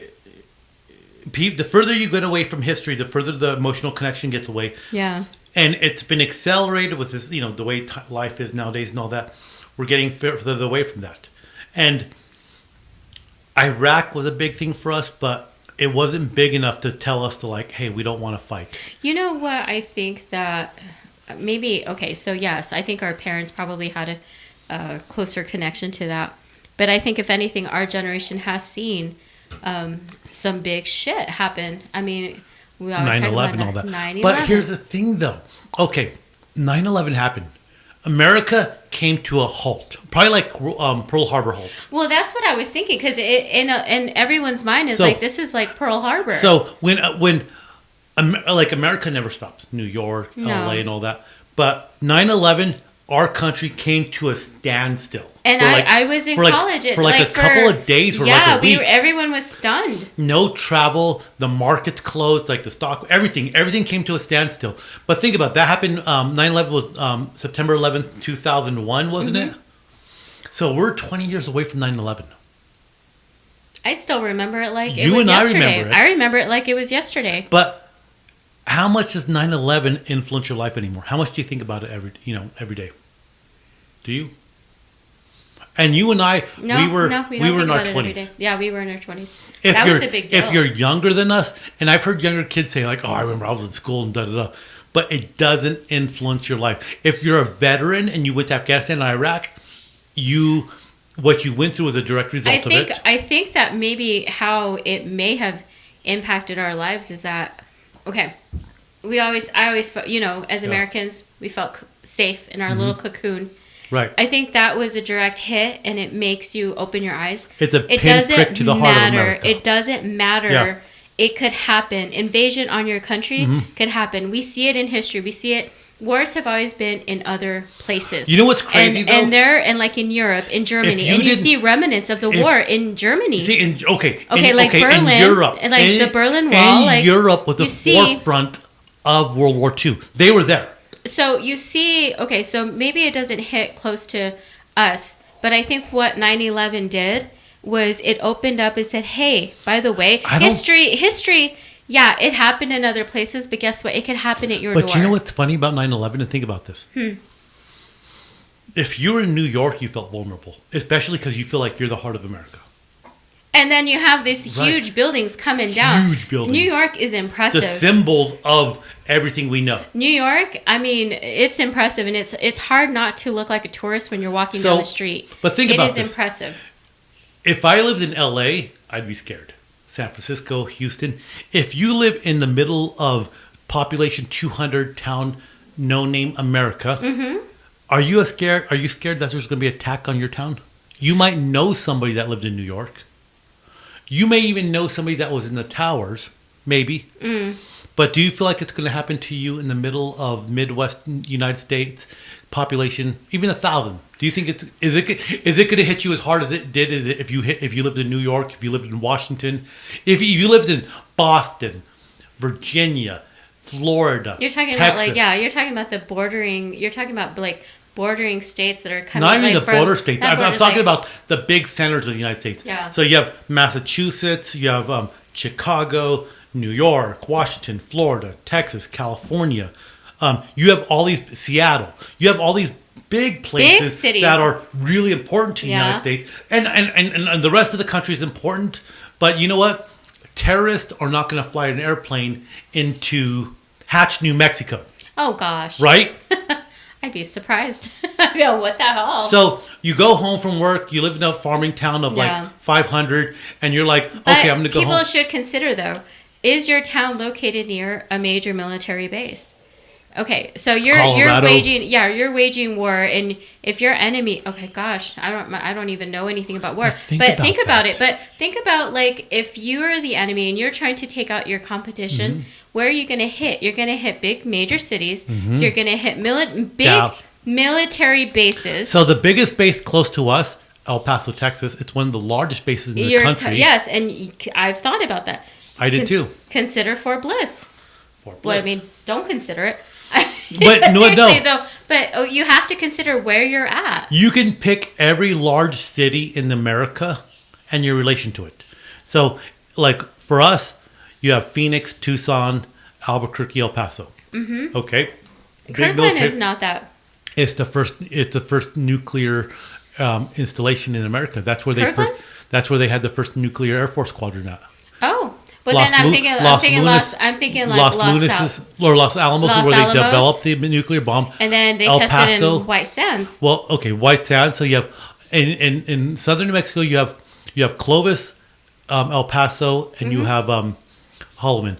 Now, El Holloman, Paso, Cannon, El Paso, Kirkland. and Clovis had bomber squadrons in World War II, which is why Holloman was there, because Holloman had the.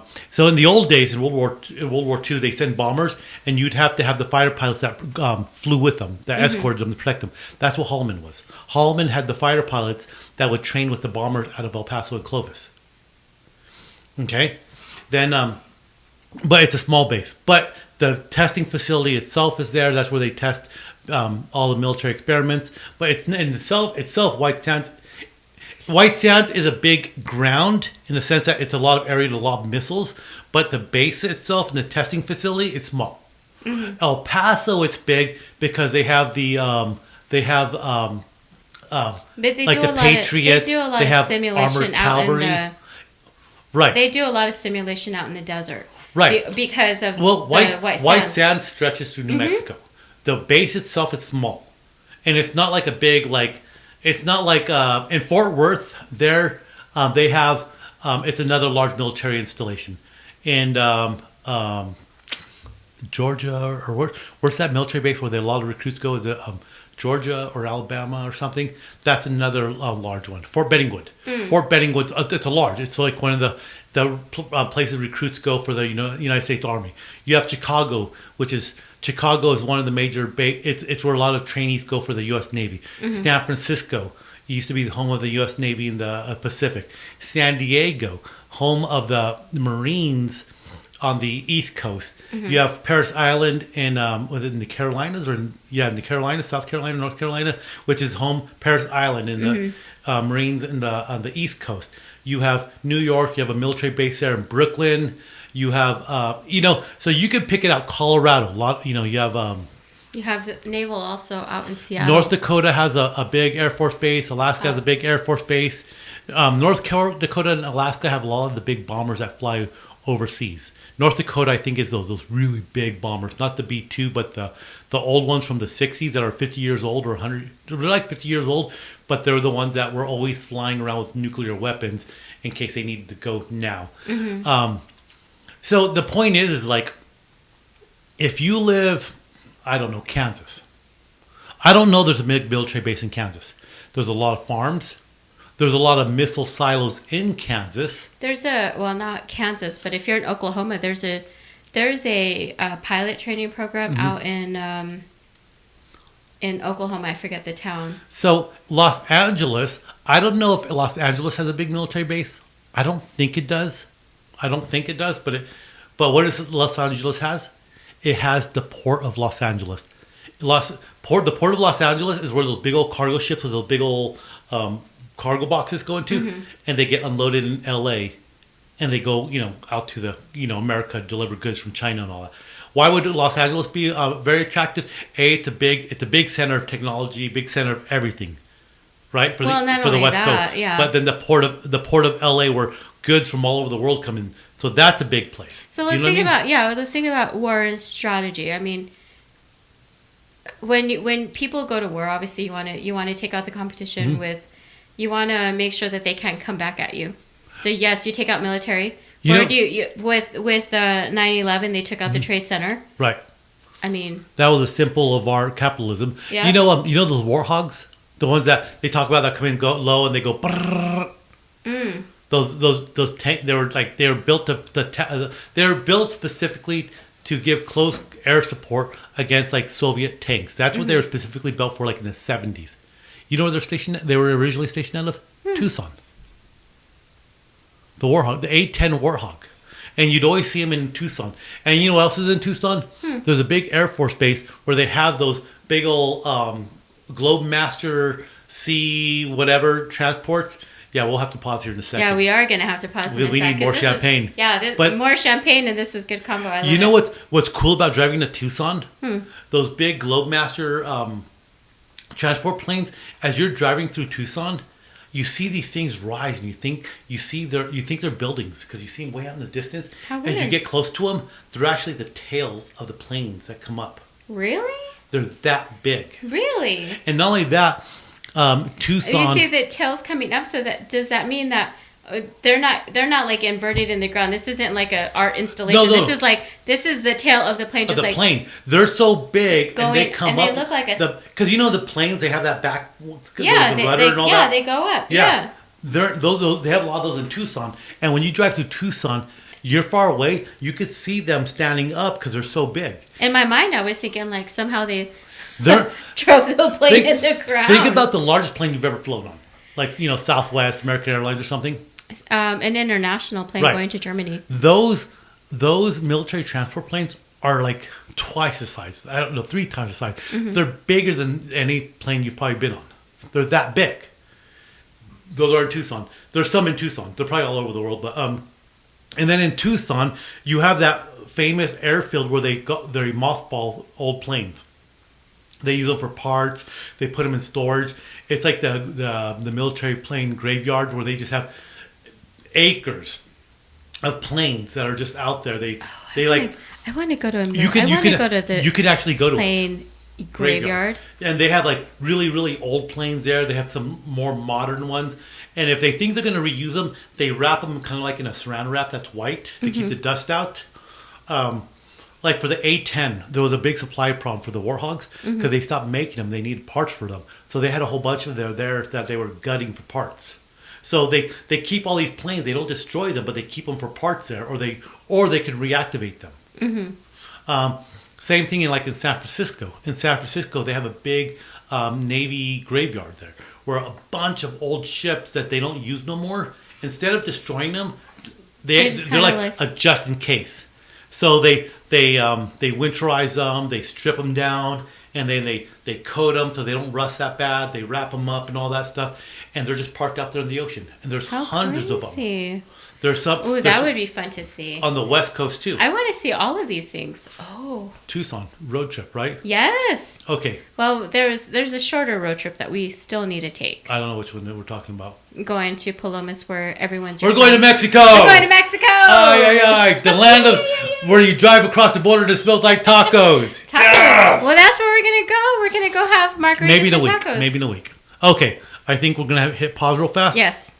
People are gonna need a small glitch because our champagne bottle's empty and our mimosa glasses are empty, and so right now, real fast and pause. Pause. Okay. So mimosa. We got some champagne. You gotta put your headset on. You gotta turn product placement. Product placement. Will Corbel one day sponsor us? Minute Maid Zero Sugar Mango Passion. Ooh, thank you. That just popped out. It just popped out. That's what she said. That just popped out. That just popped out. Whoa. Whoa. And go. Go.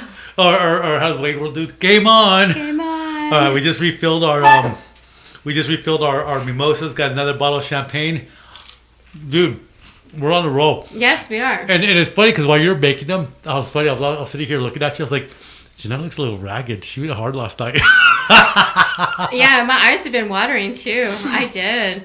So I'm not in full makeup. Well, no eyeshadow because my eyes just the rain or whatever. Yeah. I've never taken the time to look. Damn, I was like, she looks right. I was like, damn, dude, Jeanette, I look rough. I was like, usually it's like Jeanette smells like she smells like the last man she was with. What the hell? Oh!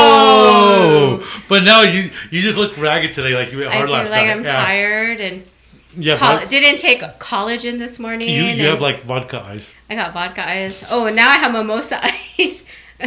I got mimosa eyes. So my friend Eric, last time I was chilling with him and his wife were, I saw him in the morning, him and his wife were having a mimosas. Uh-huh. And they were hungover. Did she have mimosa eyes? They looked ragged. They went hard one night, and she says, mimosas get rid of the hangover, but she said you have to use a specific champagne. And I was like, really? Which one was it? She was telling me next time we go hard, we're gonna invite you over for mimosas.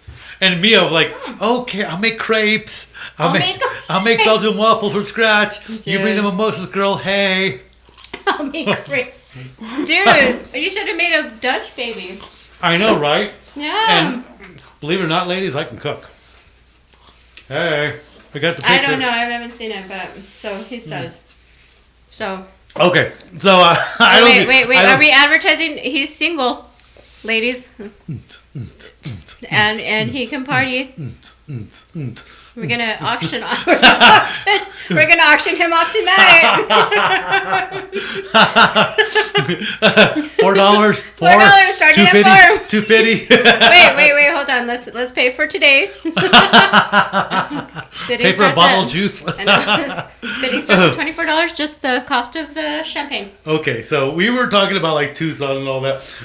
Interesting, and I think the point of going off on all these different places is like, if there was an attack on the United States, what would be the impact of us? Because like, how close are we to it? I think the further away you are from something, the less of an impact it has on you. So here's the thing. Okay, let's put it in context. Genghis Khan. Okay. He conquered more of the world than anybody else did. Right? Mm-hmm.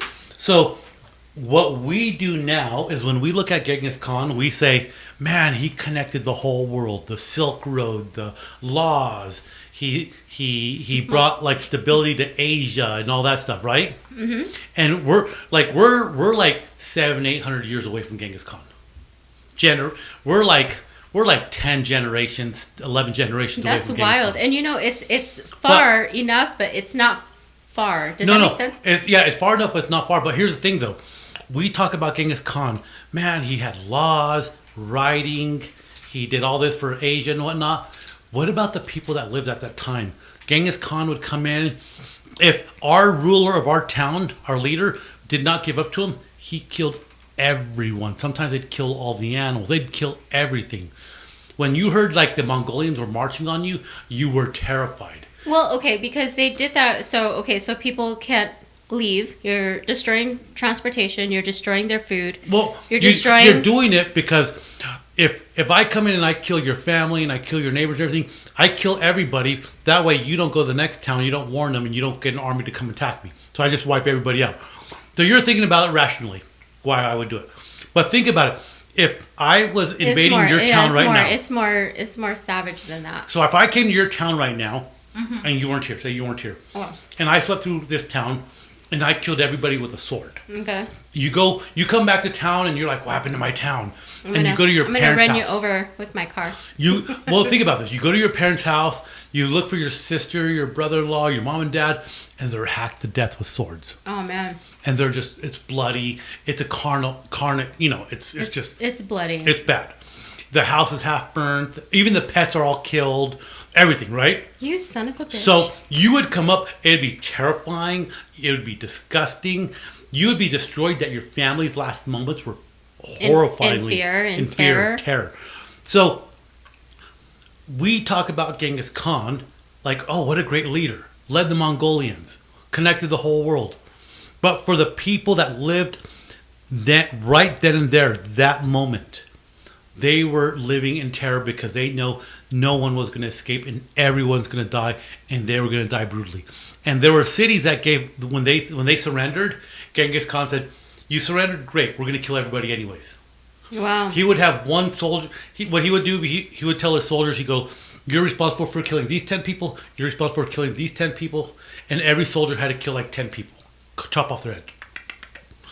That means because he actually had a small army, but they were really good at what they did. So if they invaded a town that was 10 times the size they were and they all gave up, they'd kill everybody anyway. So, but the point being is, you're so far away from it now, you don't have the connection. You're like, in your mind, you're trying to rationalize on it. You're like, oh my God, they close the roads and they do this, and oh my God, it's bad. But unless you were living there right then and there, you don't have that emotional connection of like, we can't let this happen again. So the further we get away from World War I, we don't think about how bad nationalism is. So nationalism is like, God and country, let's go fight the Huns. You know what I mean? And then World War II, let's go fight Nazis, or you know what I mean? The further you get away from the event, the more emotionally disconnected you get from it. And the more emotionally disconnected you get from it, the more likely it is to repeat itself. And I was going to say, well, yeah, you brought up a good point. I was going to say that it's a dangerous position to be in. It's dangerous for people to think that it can't happen again. 9/11 happened 20 years ago, 21 years ago. Horrible. We went to Iraq. We went to Afghanistan. A lot of veterans came back, and there's a lot of young people that fought that war.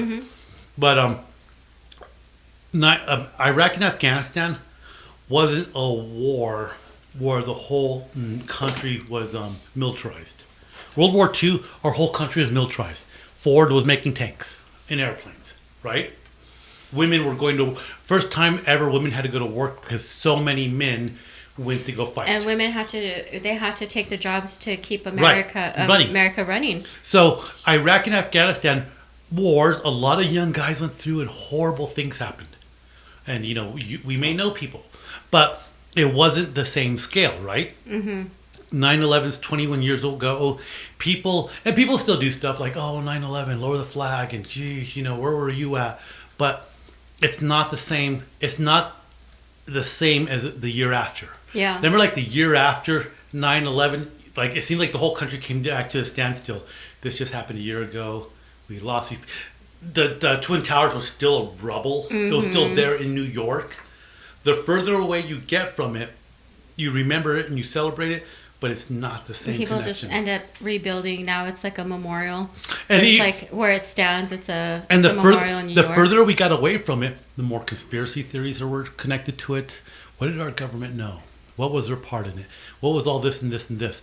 So I'm just saying, the further away you get from like big events, the less you do celebrate them. We still celebrate like Veterans Day, Memorial Day, and all that, but it's not the same anymore. Like 100, how many years has it been since World War II?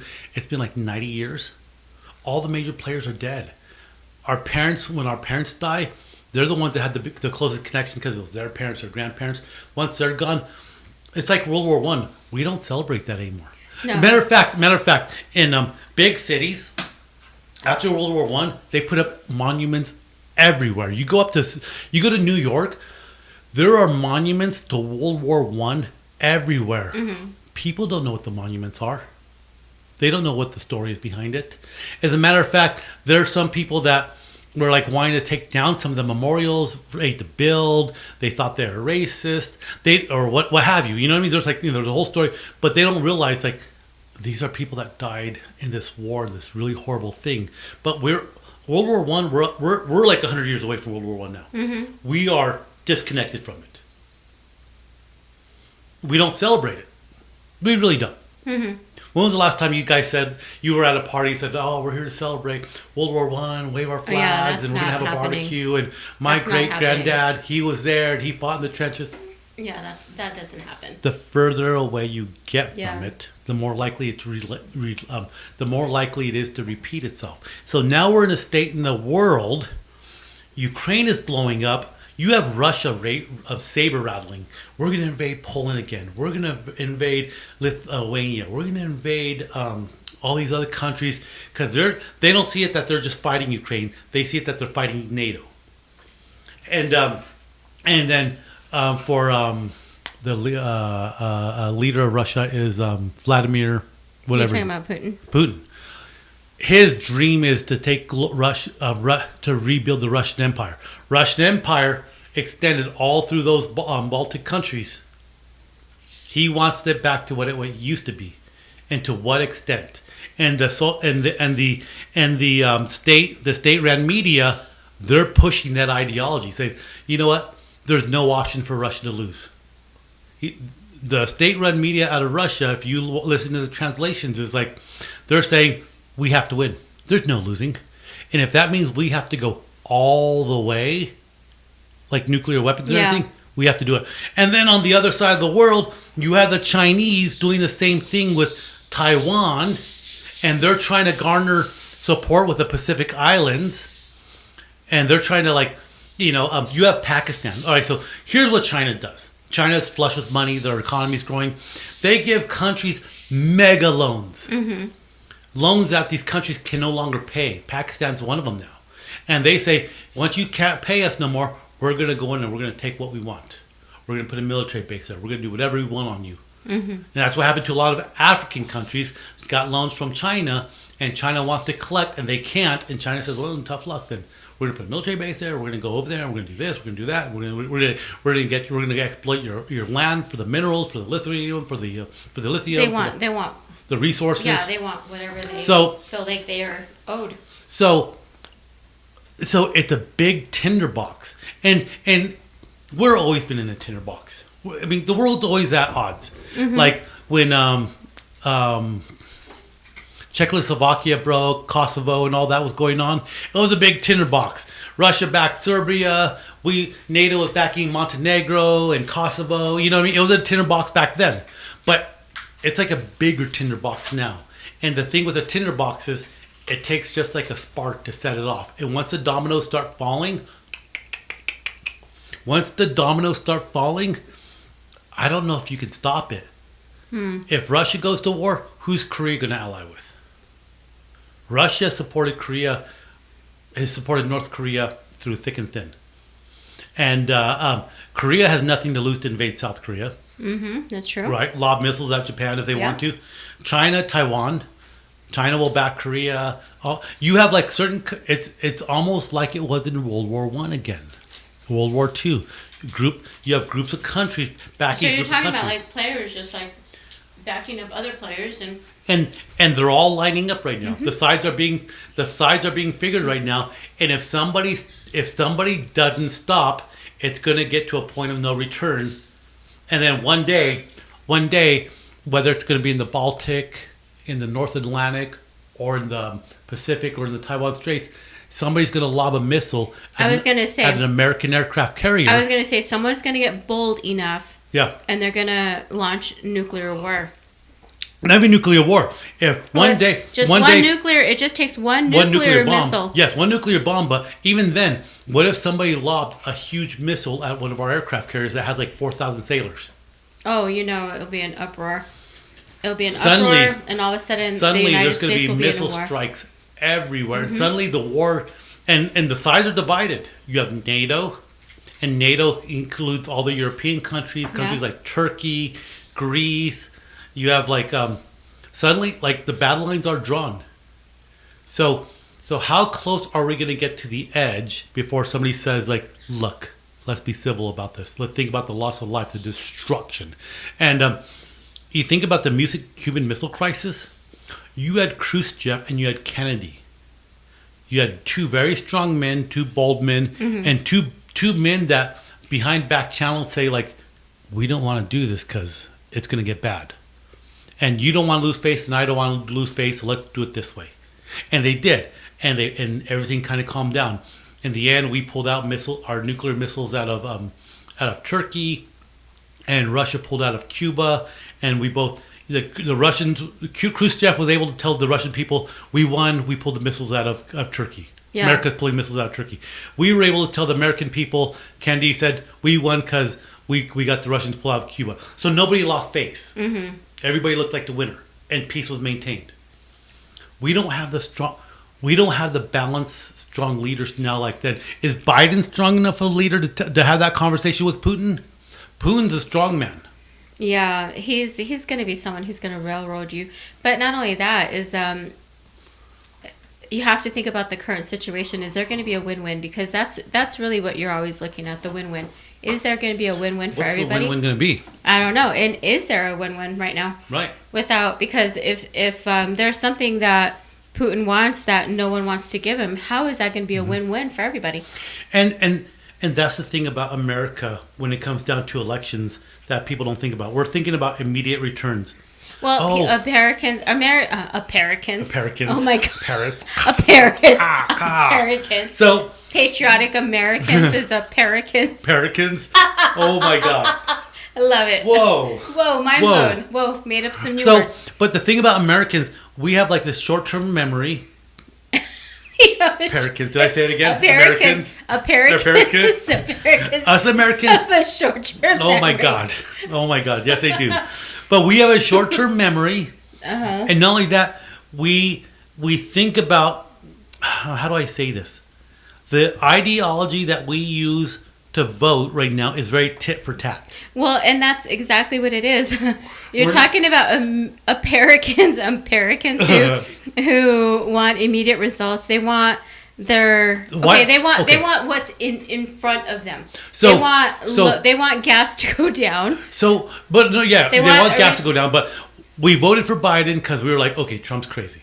Well, So yeah. let's vote for Biden. Let's So, vote for Biden because Trump's They crazy. voted for Trump because the previous administration for Trump, they're like, it was Democratic. They're like, okay, we're done with that. Yeah. So people, when we vote, we swing one extent to the other, and we don't say, we're saying, okay, like Trump's the complete opposite of the previous guy. Biden's complete opposite of the other guy. We don't, and we're not thinking like, okay, this man that I'm voting for, he's the best leader. He's not far left. He's not far right. And maybe he's not completely on board with Black Lives Matter, and maybe he is kind of green, but he also realizes that we need to have like a strong So for what are gas we and looking coal for? and all that. We're looking for. It's always about finding the strong leader in the middle that can balance it out. We're looking for someone who is going to be obviously great with PR. So- Someone who's so going to be firm and not back down. A leader. So a good leader cannot be emboldened to one side or the other. That's He true. has to be somebody that makes the best choice for the best amount of people. Yes, Because I agree. we're such a mixing pot. There's so many of us, and we have so many agendas. We have so much this and that. You can't appease everybody, but you can find the best fit. Yeah, you're going to have to choose what's going to be best And- for a majority And of that's Americans. on every level. That's when you vote for your school board. Mm-hmm. That's when you vote for your city councilor. That's when you vote for the state, and that's when you vote for the federal election with the Congress and the president. But we don't do that. And sometimes I think people are just like, well, I'm Democrat. I'm just Democrat people. No, and that's not a good reason.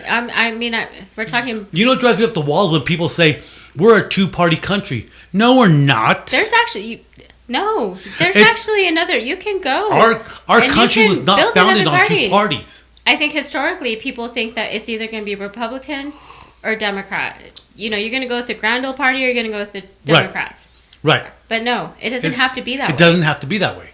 But it starts with you as the individual. Hey, And let's start a movement. it started a movement. Okay. The what should we be? Bull Moose Party. The Bull Moose. Teddy Roosevelt. Oh, Bull Moose. Oh, I like it. Right? I like The bull- it. He says, you're as strong as a bull moose. I Bull like Teddy moose. Roosevelt. Bull Moose. Yeah, and you know... So you know what's funny? we're not donkeys, we're not elephants, we're bull We're mooses. bull mooses. Big old mooses. Bull mooses. How their antlers go like this. Honestly, that should be a thing. I like there is a bull moose it. party. Is there? There's a modern day Whig party. There's a modern day bull moose party. They're there. I need to look into that. There is. I've looked into them. Oh. They still exist. Yeah. Yeah. Just Are they our people? Just- Should we join them? Just like there's a modern day libertarians. Should we email them? It's email. Should we email them? There's all sorts of parties, but people don't vote with their heart, and they don't. Like I say, people are busy surviving. You've got households where they're dual income. Mm-hmm. You're working 8 to 10 hours a day. You've got to put food on the table, and you've got to take kids to events. Make sure they're not. People are too yeah. busy surviving. So when it comes to election, nobody's vested. You know who's vested?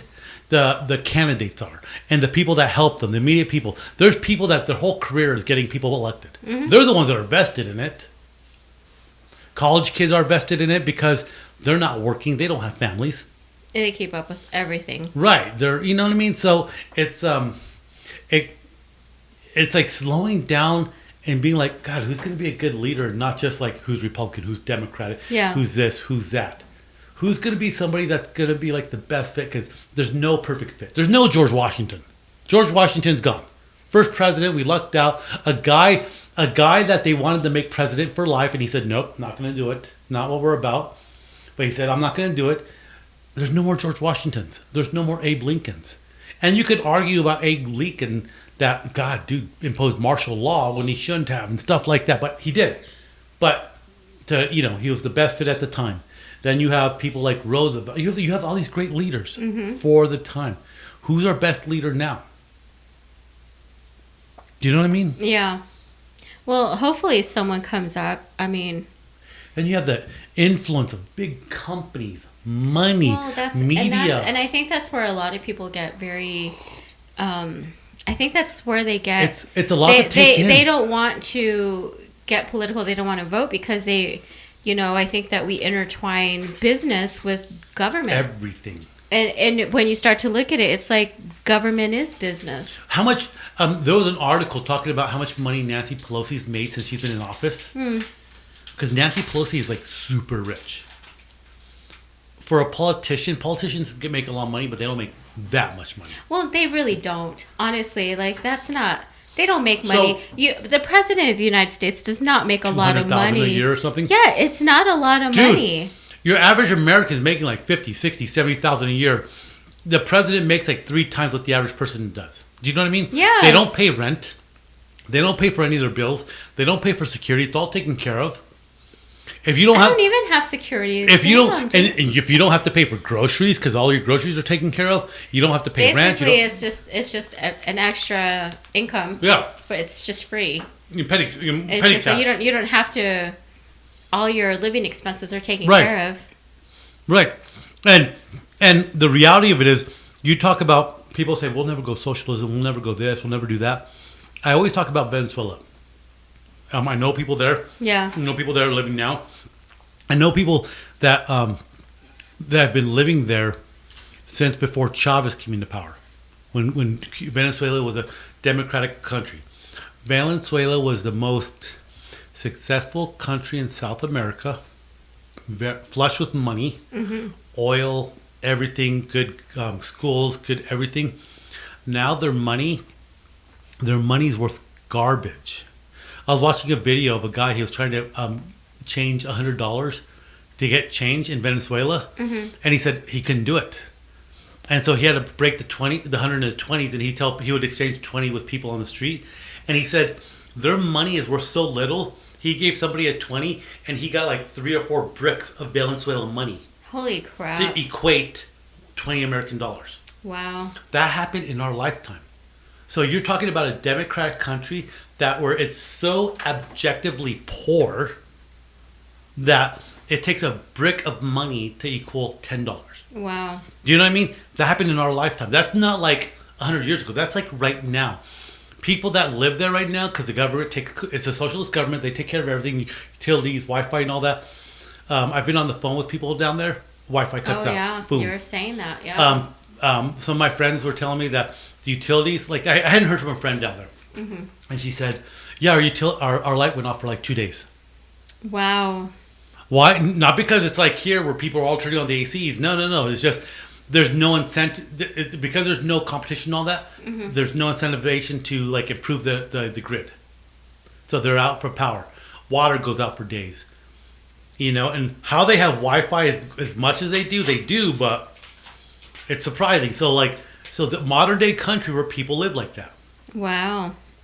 And which leads to corruption because there's no incentive to people aren't making any more money.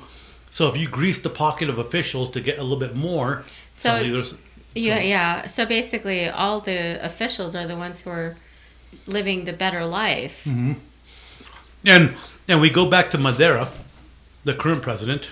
They call him a president, president for life. Is that a president if he's president for life? Sounds like a dictator. No, it sounds like a dictator. But he was a bus driver. That reminds me of that one video game, Tropico. But he was a bus driver before he became president. Now he's one of the wealthiest people in Venezuela. How does that happen that fast? It does not. It's definitely corruption. It's a lot of corruption. Right. And it's very sad because the people who are suffering through that are the majority of the Venezuelans. And the people down there have protested, and the government opened fire on them. Because what do socialist governments do to the people? They disarm them. So we talk about here in the United States, oh, it'll never happen here. We don't need these guns to fight our government and all that. Just within the last 5 years, there was major protests where people were thrown into prison in Venezuela. The government sent in the army, opened fire on the people because the people were fed up with it. So it sounds like when you're thinking about this and you're talking about like what's happening here in the United States, you're talking about like, I think what majority of Americans want to see is a reform on gun law because of the mass shootings. But we're disconnected from the big picture. We've had such a stable government. People don't think it'll happen to them. No, but this is where it gets dangerous. And if people were to be a little bit more aware about what government can potentially do to you. Okay, so you had a bad... Here's something we could talk about. Let's hear something we could talk about. Okay. Hong Kong. Okay. One of the hubs of Asia was a British colony that their 99-year lease expired. It was like in the 90s. Was it around the 90s, around the turn of the century? They're 99-year... Oh, God, I think I've heard this. You know who told me this? Our fact checker. Yeah. So, Hong Kong was officially turned over from the British to the Chinese. Hong Kong was like the hub of Asia. Mm-hmm. All the markets and everything there. Good. So when a year or two ago, when the kids in Hong Kong were protesting that the Chinese were cracking down on Hong Kong, they were trying to fight back against the Chinese police and the army and all that. They didn't have guns. You know what they did? They took to the streets to protest. They set up barricades, and then they got laser lights to blind all the cameras. Oh. Do you remember that? They were showing on TV. They had laser lights, so they would shoot the laser lights at the cameras, so that because China is the most monitored country in the world. They have like thousands of cameras everywhere, so they would shine laser lights on the cameras so the cameras wouldn't recognize them, mm-hmm. and that's all they could do. But eventually, they put down the riots and all that came the protests. They put them all down, but it's a modern day country, and it's considered like a first world country, mm-hmm. or not even country, like colony, Hong Kong.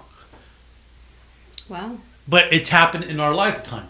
Hong Kong people don't have guns; they can't stand up for themselves. Chinese trying to impose more communist rule and more communist laws. All they could do is go stand out there, blind the cameras with their laser lights, hold up barricades. The Hong Kong police were shooting tear gas.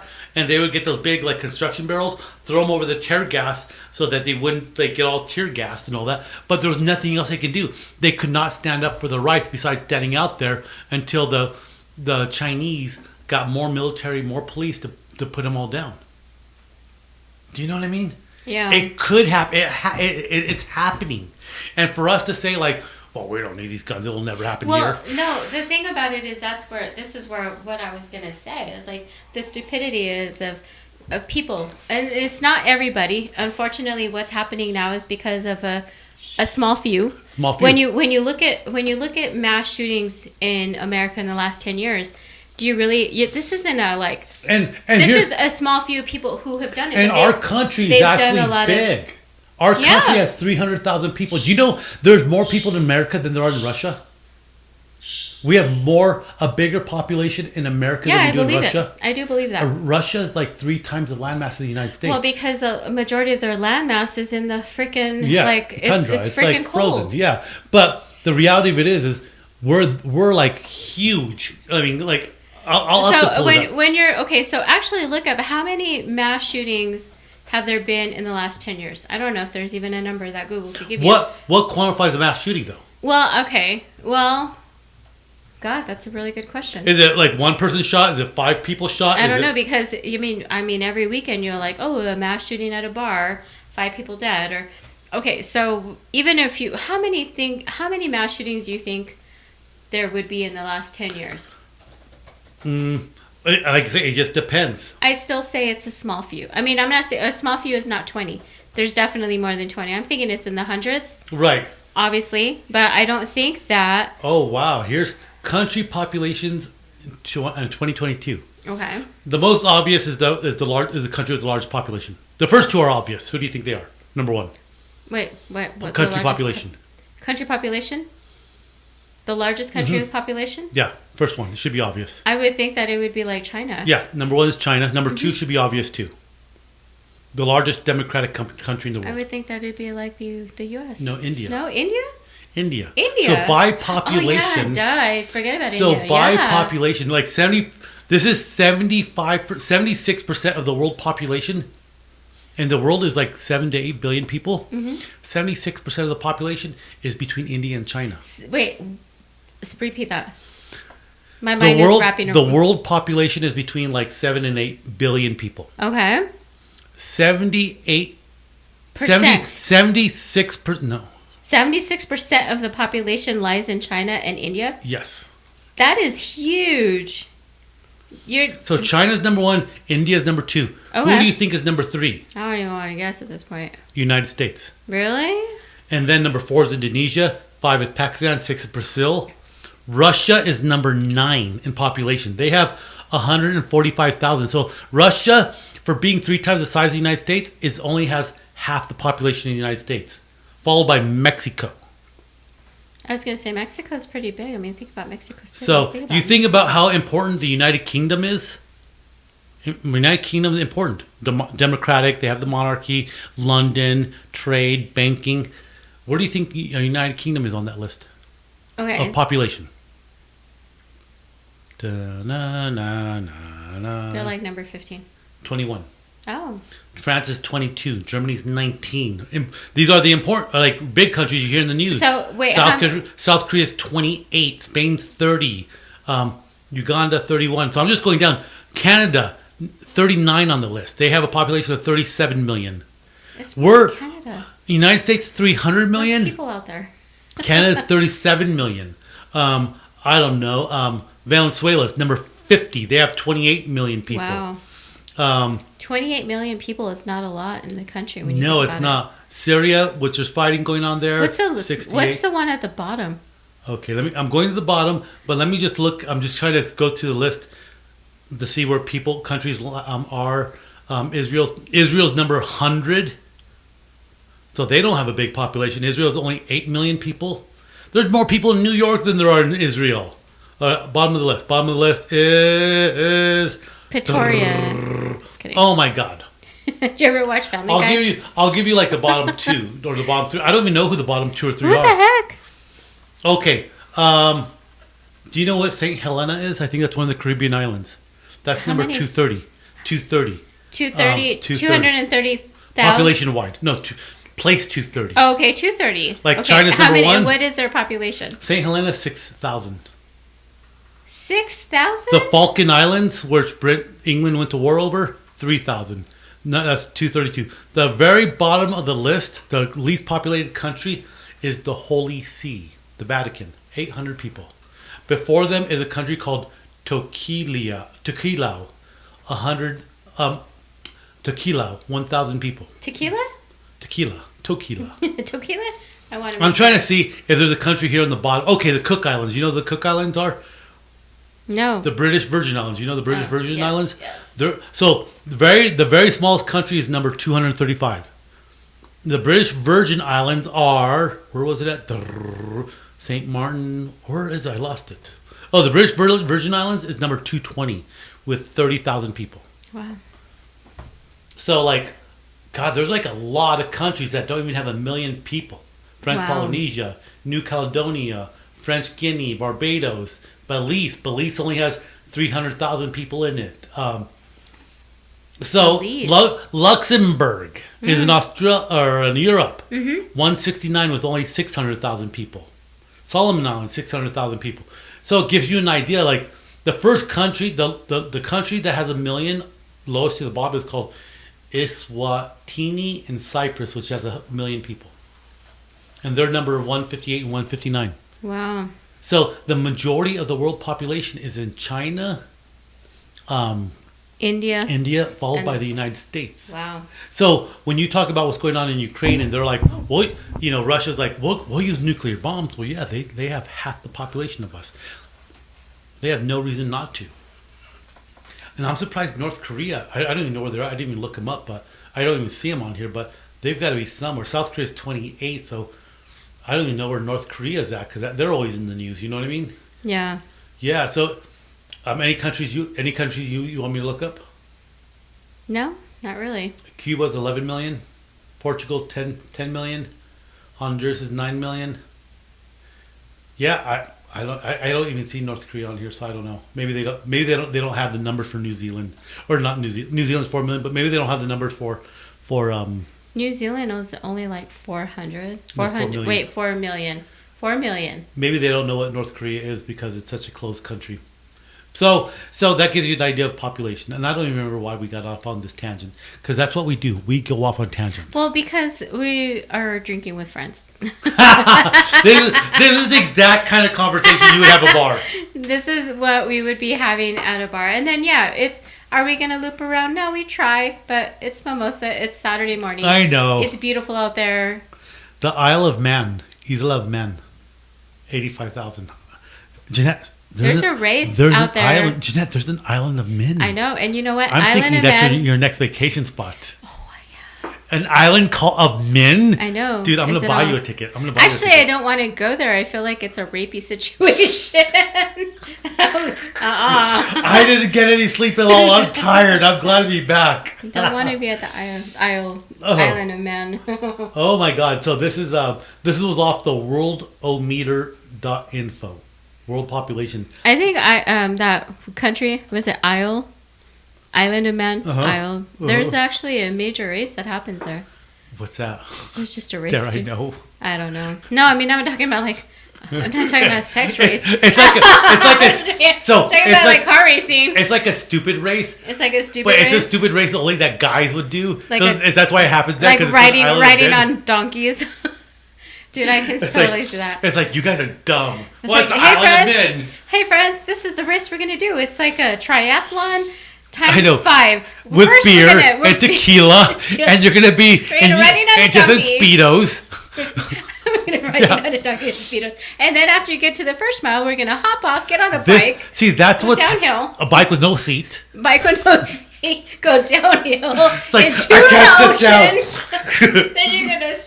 Oh my You're gonna God. swim in circles 80 times. In a lake full of piranhas. Swim faster.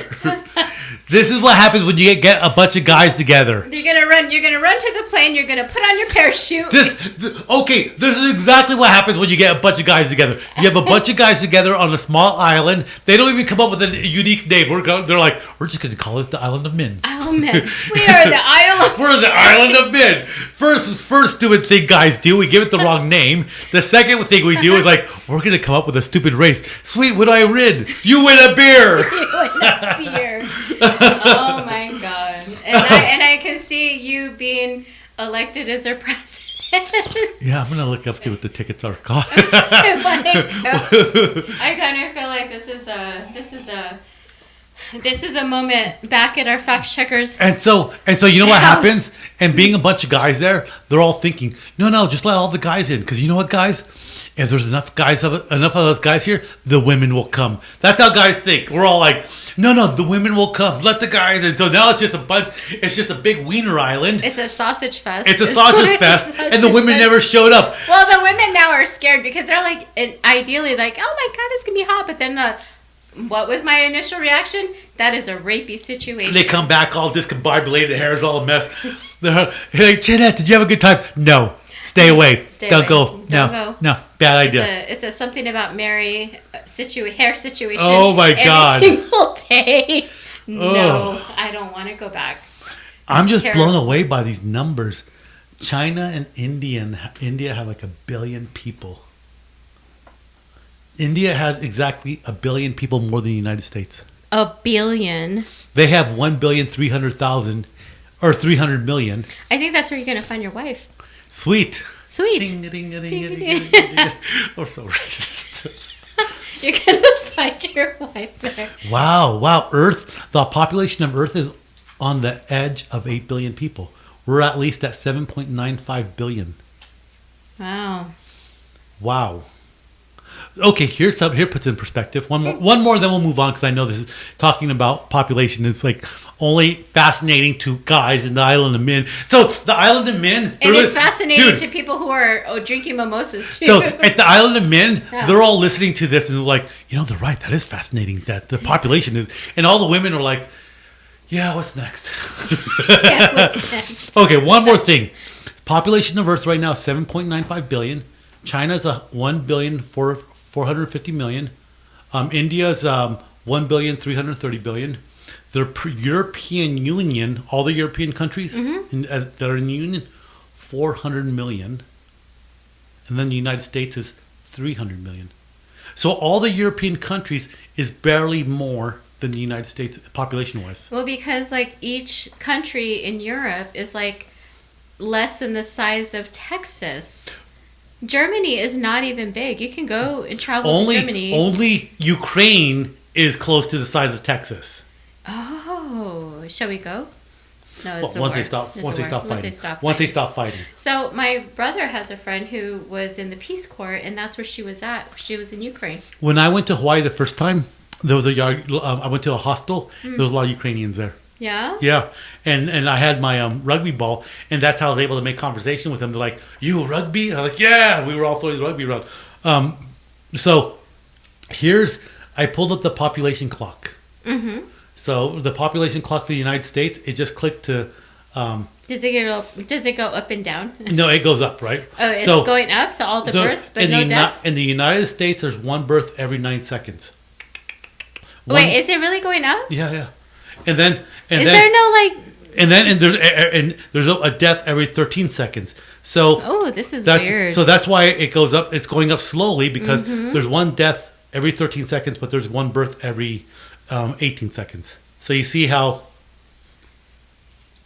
So the net gain is... This tells you the net gain that there's one more person when this gets to here. Oh, there's new souls being created right now as we speak. We speak. Hold on. Wait. There's going to be somebody born. Oh. Right. Hold on. Right. Come on. Oh. Right. Now somebody is born. Yes. Yay, new life. Yes, new life. Okay.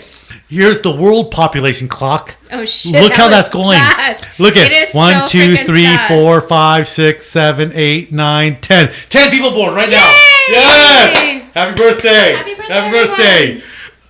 So many people born today. Look at that. That's nuts how fast it's going. 1, 2, 3, 4, 5, 6, 7, 8, then that means, 9, 10, so 11, 12, this 13, is what I'm 14, thinking. 15, 16. I can't even think of that many names. Okay, so many people are being born. That's how some oh God, I just had a guy moment. What was your guy moment? My guy moment is like, that's how many people out there in the world are banging and conceiving right now as we speak. You dirty little... I'm serious. You dirty little siren. I'm serious. Babies are being made all over the world right now. All over the world. Wow. Congratulations, people. Hey, congratulations. High five. Use protection. I mean, or not. I mean, not. Or not, yeah. Clearly you're not. Clearly you're not. Babies are being created right now. Literally 1, 2, it's like almost like 2 kids born every 3 seconds. Dude, there's a lot of banging happening out there. And people are getting busy in the world. All right. Love it. Go world. Yes, go world. Happen. And United States, it's still a respectable number. Go big or go home. I'm just looking at the little meter. Another person in the United States. Hold on. Well, Born! United States! Yes! Somebody was just born. God, that's amazing. It's a wonderful day. I'm proud of our country. I know. We're wonderful day to celebrate.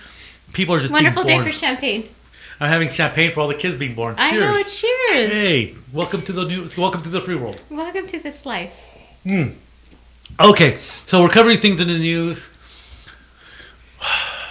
Depressing, but it's a scary time to live in. I don't know what else has been in the news. Biden fell off the bicycle. Did you see that? I've seen every meme about that. I'm so sorry. I'm like laughing. Is it funny? Because it is. I'm sorry. You're saying the president fell off the bike? He was bike riding. It was probably like a PR stunt. Look at Biden. He's very with it and bike riding. And then when he came to stop, he had like a clip on his shoe to hold him.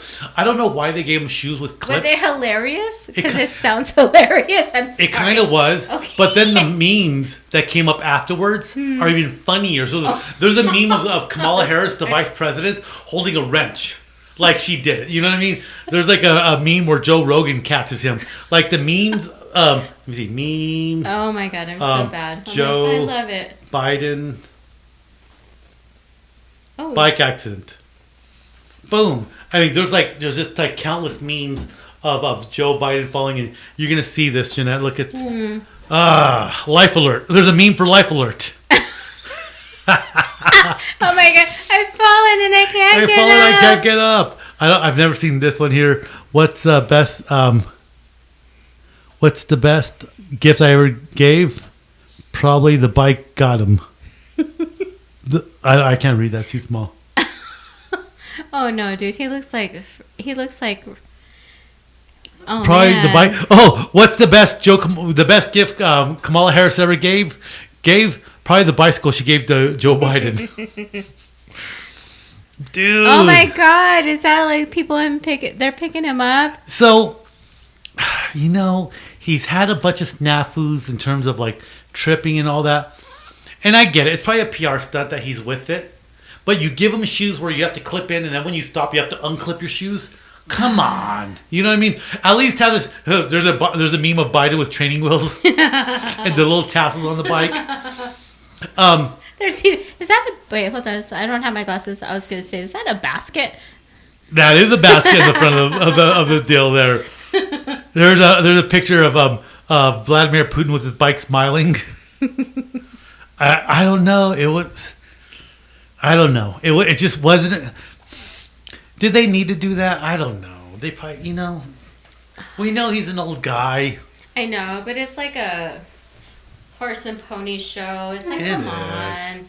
Stop putting the guy on a bike. Like he has feelings, guys. We know he's old. Feelings. You don't have to prove that he's with it. He's not. It's okay. You know what I mean? Old. It's okay. Well, it's not okay. If he was old and with it, that'd be fine. Yes, old and not with it is not cool. He's kind of like, old and not with it. I don't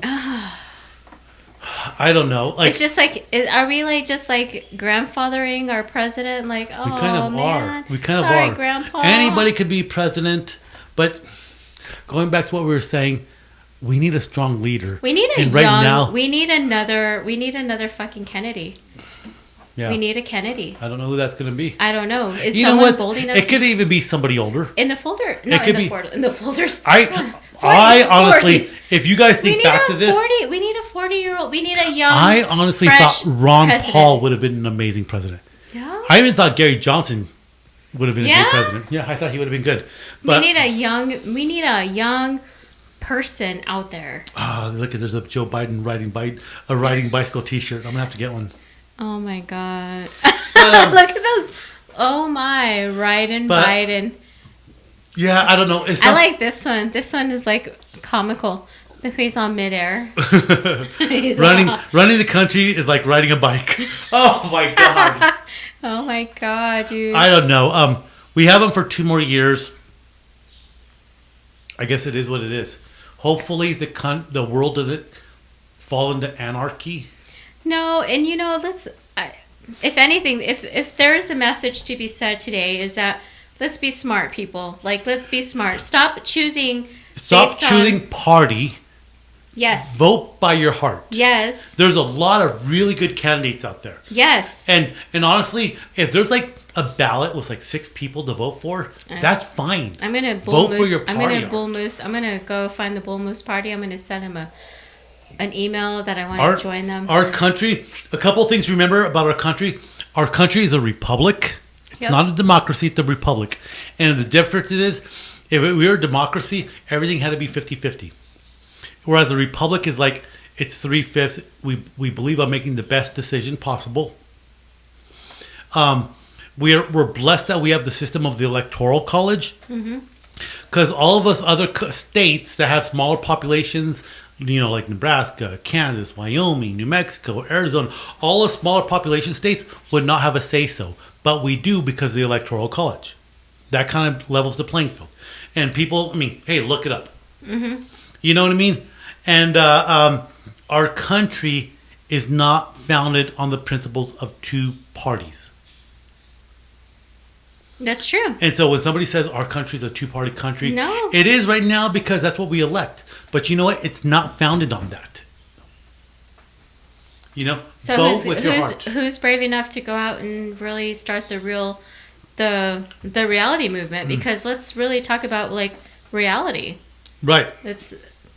You have to vote for people. God bless them. Who are really going to make an impact on what's happening, dude? Then so many babies being born right now. I know. People getting with it. Go people! You make me proud. So many babies being born. So there's a lot of healthy Americans out there. I want to segue our conversation real fast. All right. God, those mimosas are amazing. Mm-hmm. Dude, real fast. So champagne, and that's sugar-free mango. Sugar-free. It's Minute Maid. Minute Maid. Sugar-free. mango passion. Oh, that's amazing. That's so And freaking good. it's amazing with this Corbel Brut champagne. So that's amazing. That was a good call. That was a good call, right? It for it's whatever very reason refreshing. it cuts because the Brut champagne has a bitterness. I don't know what it is, but it cuts a dryness. The champagne, dry? champagne, sparkly. It's dry and all that. But I taste the mango in there more, and it's just delicious. It is. It's so really good. good. So I want to segue this. We're still in the public health emergency. Yeah. COVID. Yes, we hasn't still gone are. away. Are you? I know. I know. In our immediate area, the numbers have gone up 5% over a week. And just 5% when we in a thought week. COVID was gone, Yeah. it has come back here in It's New coming Mexico. back.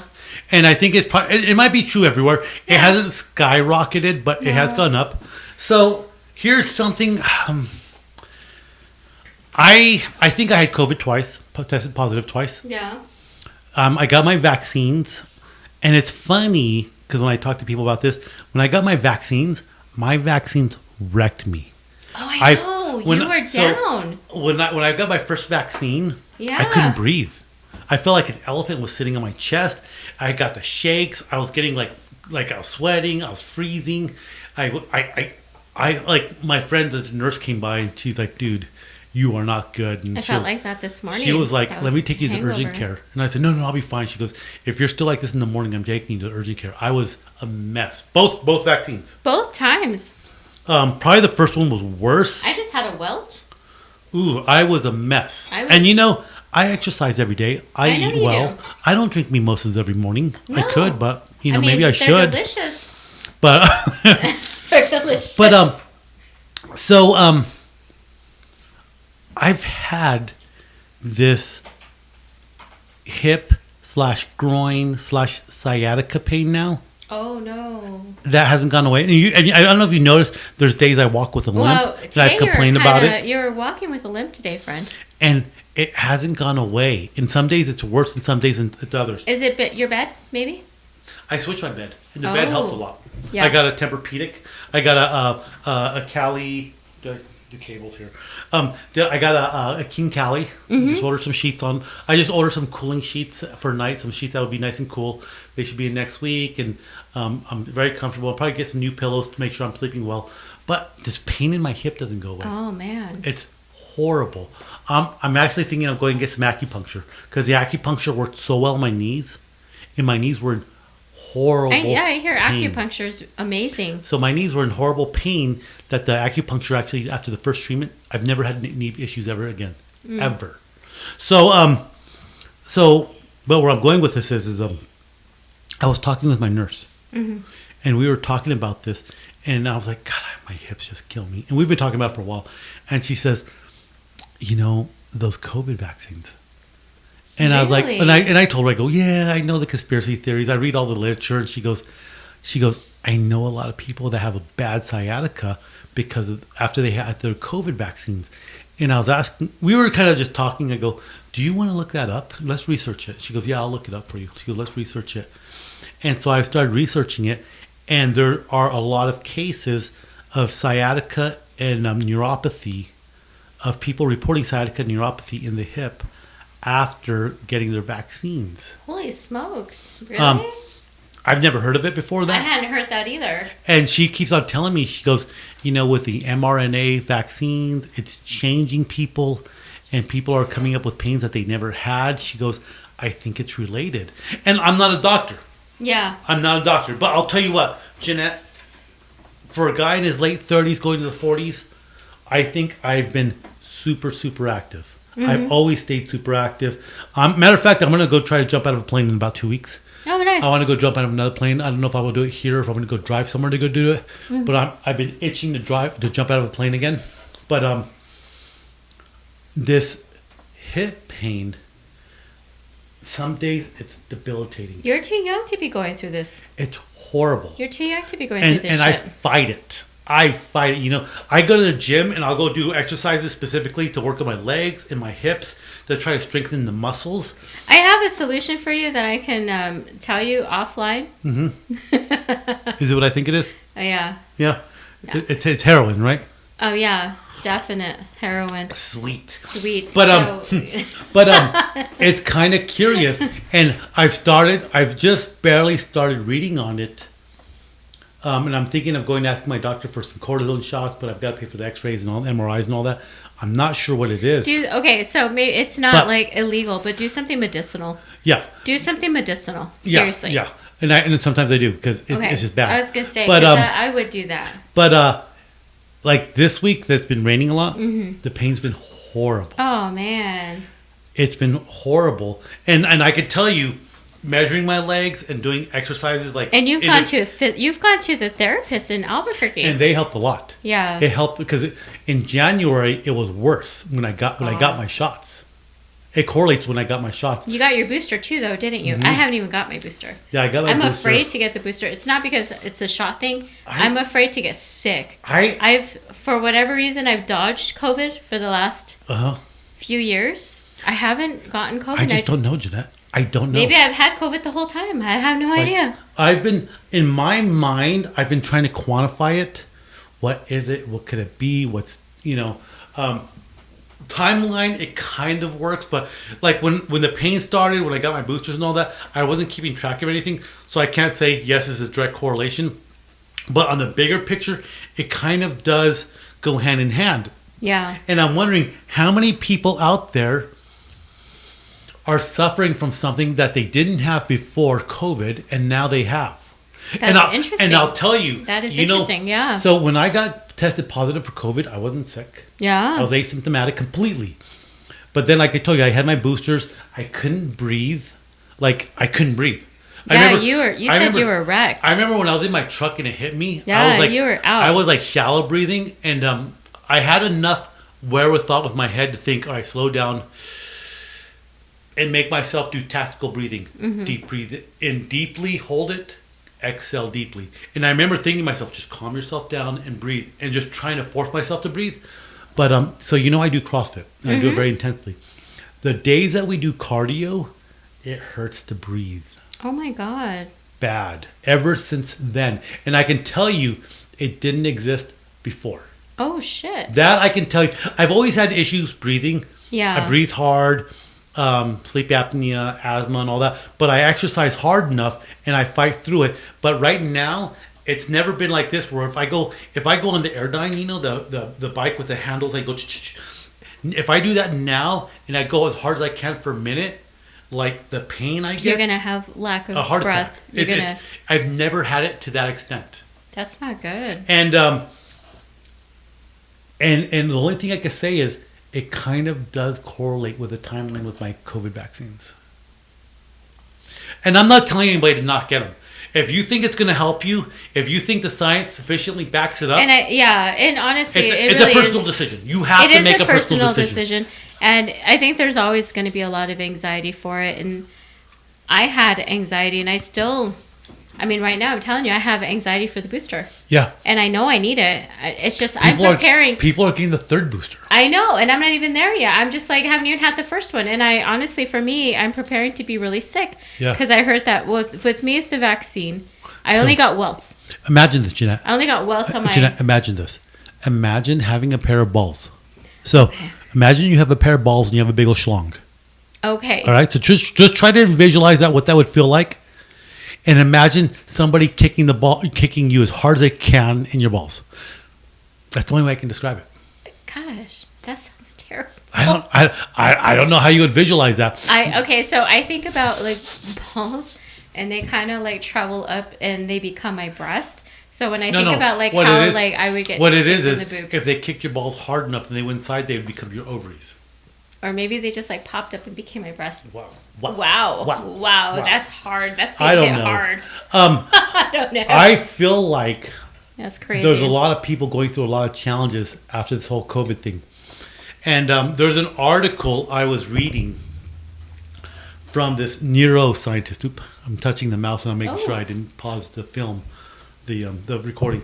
There's an article I read from the NIH, National Institute of Health. That is a government. Ooh, look at OnlyFans. Oh my goodness. Look at my OnlyFans. There's a new girl. Oh my goodness. Or there's some new feet. Oh my goodness. I don't know. I've got to find it. There's an article. I think this one. There's an article I was reading from a neuroscientist, and he was on the National Institute of Health. Mm-hmm. And it what surprised me is that he was on the NIH. And the NIH is it's a big government website, you know what I mean? Health and all that. Yeah. Government funded and all that stuff. And I'm not saying that it's bad, but the NIH has a lot of interesting stuff like that. And I'm surprised that he was on there, that they let his article go on there. And let me pull up his name. Dr. Russell Blaylock, neuroscientist. And in the article, it's like pages. I read it for 10 minutes. I wasn't even halfway through. But he's very scathing on this. It's like the first disease in history where you have non-medical officials making decisions. You have people making decisions that are not working, that have not done research on patients, that are not interacting with patients. Wow. So he says you have government entities and companies and international agencies making government bureaucracies, medical associations, medical boards. He says you have all these people making decisions about you and me in our life. And he says a lot of these agencies, bureaucracies, and what have you not. Is that exactly what happened with the COVID vaccine? Is you have all of these non-medicals who just developed Dr. Fauci. Let's talk about Dr. Fauci. Okay. He's a researcher. Mm-hmm. He doesn't work with patients. And and I think that maybe majority of Americans can agree with this, is that, and I'm sure everyone had the same anxiety, COVID vaccines, and I can see why a lot of people held off on taking their vaccine, was because it came out too fast. It came out very fast. And it was a quick solution to a problem. And the first year, people were dying. And I can't blame them, because you're talking about something that was so big. Oh yeah, and the first year, people were dying. And it was bad. Yeah. And it was probably the worst version of COVID. Because right now, so far, the variants haven't been that terrible. They haven't been that terrible. It's been like a cold. Not since like Delta. Yeah, but that first wave, it was awful. It was the first major pandemic that was not regional. Because like when, what was that one in Africa? You're talking about, which one? The one that recently came out? There's one in there's one in Africa that comes out that you die of really quickly. Is that like West? There was, not the West Nile. The West Nile, but there was also. I have to look it up. Let me look it up. But there's like you have stuff coming out, but the first major one that of anything that ever came out that's been this big has been COVID. Not since the Spanish flu. Not since. What's the one coming out of Africa? Someone probably knows it, but it's going to take us a minute because we've had mimosas. Drink along with us, friends. I know, right? Have some mimosas. Oops! I don't know why I can't sign in. Hold on. I turned off my. What has come out? SARS? Not SARS. There's one that comes out from Africa periodically that it's very deadly, it's very quick. Malaria? I'm just kidding. Malaria is a big one. But even malaria, a lot of the research is done with people that are in the field working on patients. And so COVID in the United States, it's been dictated by non-governmental agencies, right? Mm-hmm. And then do you know what I mean? So COVID is the first major pandemic we've had in ages. It's not like a regional thing. It's a worldwide thing, not since the Spanish flu. But you have so many people with their hands in there that are doing the research, that are putting protocol. But they're not even doctors. They're not doctors patients that work with patients. And that's what this doctor, what's his nuts face? But okay, is that really surprising though? Is it really surprising? Yes and no. Yes and no for me too. So okay, like when AIDS came out, AIDS was terrifying and people were afraid of AIDS and all that good stuff, right? Okay. But the research on AIDS was pushed by doctors. This is what we're seeing. This is what we're finding. They didn't pass rules and regulations on AIDS based on what the government bureaucracy said. Do you know what I mean? Yeah. Even with what's going on here?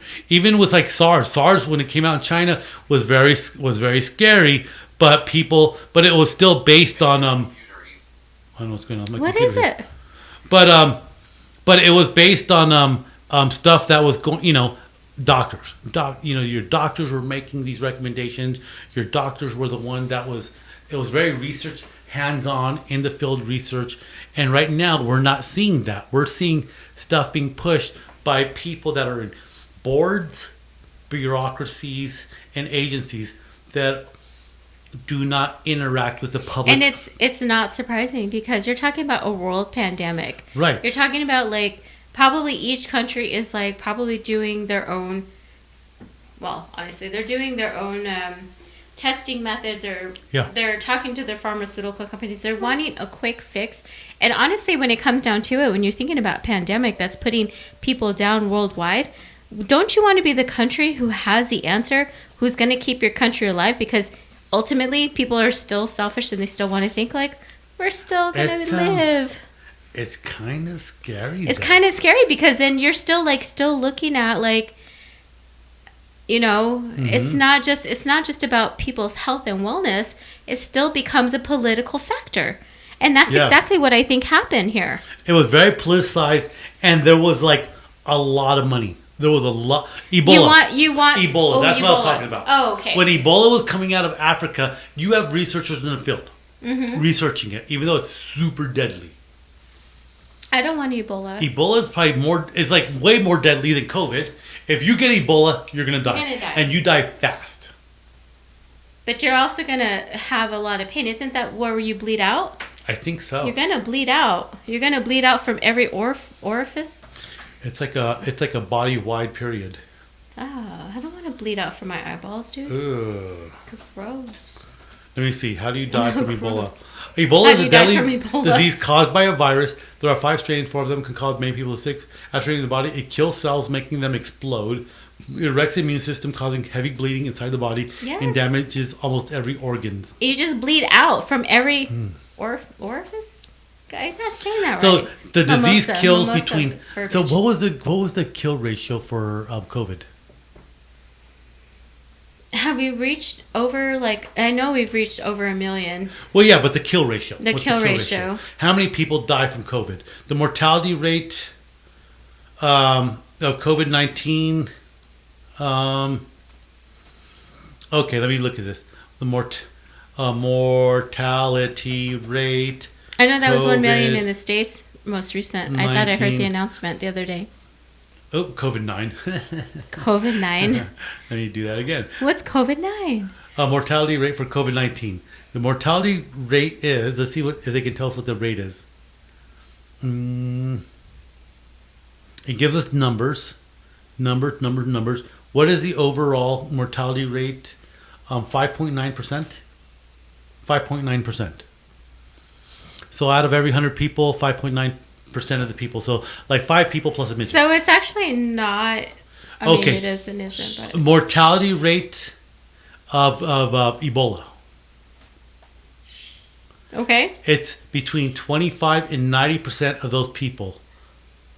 The average Ebola mortality rate is 50%. Holy shit, dude! You have a 50-50 chance of living. And death is often due to the shock from fluid loss and typically occurs between 6 to 16 days after the first symptom appears. So you have symptoms. Ooh, I don't know if you heard that. It kind of sounded lovely, though. Did it? That's what mimosa sounds on the mic. So after you get Ebola, within your first week, you start of the first symptoms, you may die. 50% of the people die from Ebola. So Jesus Christ, 50%. So if 100 people get Ebola, 50 of them are going to die. And like with COVID, you only have like 100 people, 5% chance you're going to die from COVID. 5 plus a midget. 5 plus a midget. 5 plus a midget, you're going to die from COVID. Plus, but the thing is, with COVID, you might live with lifelong complications. Yeah. That's what they don't tell you. Your quality of life just went to shit. But hey, at least you didn't have Ebola, because you'd be dead. Wow. So survivors of Ebola may experience weakness, fatigue, headaches, hair loss, hepatitis, sensory changes, and inflammation of organs. For example, the testicles and eyes. That sounds like a bad hangover. That sounds like... It sounds like a bad hangover with a hooker and what is... Dude, we're talking about a very serious topic and you're like, oh, that's okay. That's a normal Saturday night. That doesn't sound bad. Jeanette's over here like, eat a bowl of menudo. You'll be fine. Eat something new though. You'll be okay. Oh my God, you're dirty. Oh my God. She's like, Jeanette over here is like, herpes is not on the list. You'll be fine. Listen, did you pay the hooker? Did you get your money back at least? Get your money back? I mean, because if that's the case, it's a bargain. It's a bargain. It's 50-50 is fine as long as you get your money back. I've been hanging out with you guys way too long. I have Jeanette. zero filter now. I'm so Zero sorry. filter. Zero filter. You're a mess. I know. You're a mess. I am a mess. I am. Oh my Sorry. God, dude. Just have some menudo. So- You'll be all right. I imagine people having morning brunch, drinking mimosas, not talking about Saturday night. Dude, this herpes has turned and into hookers. a 2:00. Oh my I gosh. have to wrap this up. I think we have lives. I think we might have to sleep. I know some of us don't have lives. Okay, so let's start summing this up. So we've Okay. gone around the world. Yeah. We talk about Ukraine, and I think that people in the United States, the media cycle, if you get away from Ukraine, you start as time goes on, you become less concerned about it. Not like initially, but Ukraine's still going on. I recommend going to see this podcast called Seek the Truth. It's super good. Okay. He gives you daily updates if that's what you want. Super dangerous situation. The state media in Russia is really bad. They're talking about like we win or nothing. And here's the thing: the casualty rates. They're not even disclosing the casualty rates, but the casualty rates are like Ukraine's like 100 people a day. But for Russians, they're talking like thousands a day. Wow. It's like bad. Like the casualty rates in the Ukraine conflict is really bad. But like I say, and not because it's anybody's fault, but we're over here. People are surviving. People are just trying to get by. So Yeah. as the initial shock of it wore off, and we're just like, okay, but it's still going on, and it's still a bad conflict. They're talking about the casualty rates are upwards of 1,000 a day, 100 of them being Ukrainian. It's a bad situation, and God bless it. It's scary because it has the potential to being something like really bad. China's still going on. They're still threatening Taiwan. Joe Biden officially recognized Taiwan, but we've committed to Taiwan. And Taiwan's a great country. It started off with the Imperial Chinese leaving, but China's a full democratic country now. Here's the thing: if we committed to Taiwan, everyone should expect that this is gonna only lead to a war. Yeah, and people China need to, yeah. China doesn't want to back down. No, and they won't. And so that's scary, again, especially because China is the most populous country in the world, and they're trying to arm themselves. Yeah. Even though we're the most advanced country, they are legit trying to arm themselves to the teeth to get ahead of it, right? Yeah. So it's scary. We were talking, what else we talk about? We talked about Jeanette and her weekends, COVID. Your weekends. What are you talking about? I have a non-eventful life that I don't discuss on here. Dude, like my pain's going on right now because of the pain dude, I'm going through. That's a serious thing, though. And yeah, it's just something I'll keep you up to date It's on something to be considered, though, and that I'm glad that you brought it up because I'm sure other people have probably felt something similar. Yeah, I think so, and it's something we'll monitor. But I've had a very hard time dealing with it. Yeah, I've been forcing myself to deal with it, and some days it's super painful. Some days I can't sleep because I'm in so much pain. Man. Yeah. I know I haven't told you about that, but it's been pretty bad. Well, You haven't told us about. Well, you haven't told us when we hang out with friends. But I can still get my freak on. Yeah, I didn't think that would ever stop you, but whoa. Yeah, ladies, he's still single. He's still functional. Let it happen. Oh Don't my fight God. it. Don't fight it. Shh, don't fight it, girl. Don't struggle. Dude, you're Don't struggle, girl. Oh my God. Oh, that's so funny. Dude, I'm trying to find the death casualties and there's like not one website. Okay, here we go. No, I'm trying to find. Okay, I'm trying to find the fatalities in Ukraine. In Ukraine for like the Russians, and I'm just getting all sorts of numbers. Hey, what episode are we? Huh? We're like 16, 17. Are we? I don't even know. I know, right? Hold on. Help me round things up here. And what else? I think. We talked about like elections, voting for people. Yes. Hey, not just voting for a party. It doesn't have to be a two-party. Vote your heart. Yes. Vote for somebody that you really think is going to be a good leader. Don't vote by affiliation. But if the affiliation's where you stand, I guess great, right? Yeah. If that's where you stand, fine. But you know what? Honestly, I think what people really need. Oh, I don't even want to get on a soapbox here, but no, I mean just be open-minded. Go out there. If your party isn't exactly speaking to your heart, and you may have voted for this party for many years, and it's just not speaking to your heart, then seek elsewhere. There's someone out there who probably is just like you. Yeah, exactly. I think you're absolutely right. So, I'm like I say, I'm trying to see these casualties, and it's just all over the place. They're there's not a counter, not like our. There's estimated counted. Like Ukraine, they're talking about like 11,000 killed already. Russian, and there's a couple lines for Russians. They're talking about 7,000.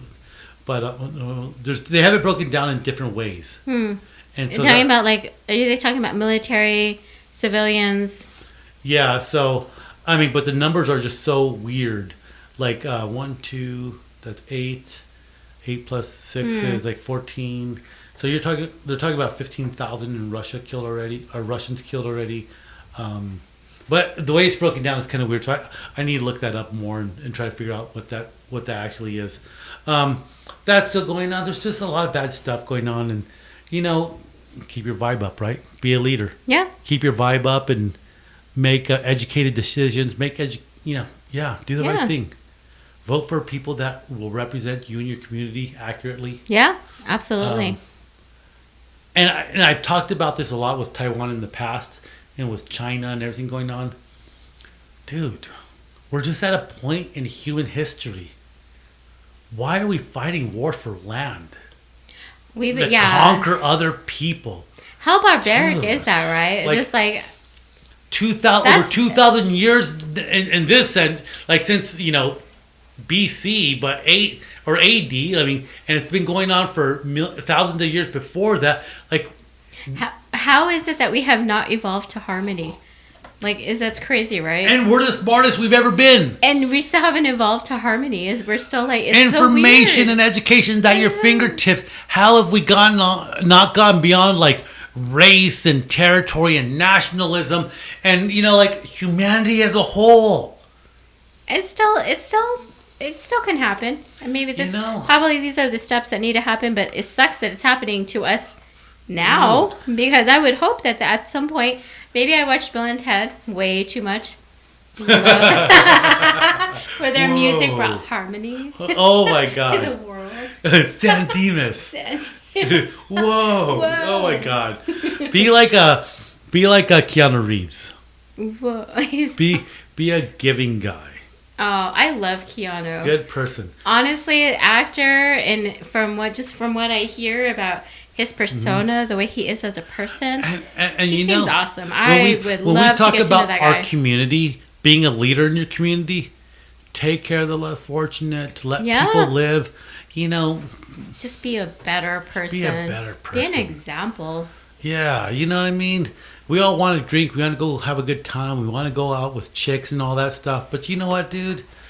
If a chick's not interested in you, move on to the next one. If you're going to drink and you know you're not a good drunk, know your limit. You know what I mean? Like, Yeah. just everything. It's like everything. We're at a point in the humanity. It's like, when are we going to get our shit together? Well, let's get it together, man. It's just Everyone, that everyone simple. has their part, man. Everyone needs to get their shit together. Get Make your the world a shit better together. place. Yeah, for real though. But seriously, like, I'm still hoping that we will evolve towards We will eventually, a but better just understanding, and just stop trying to be a bully.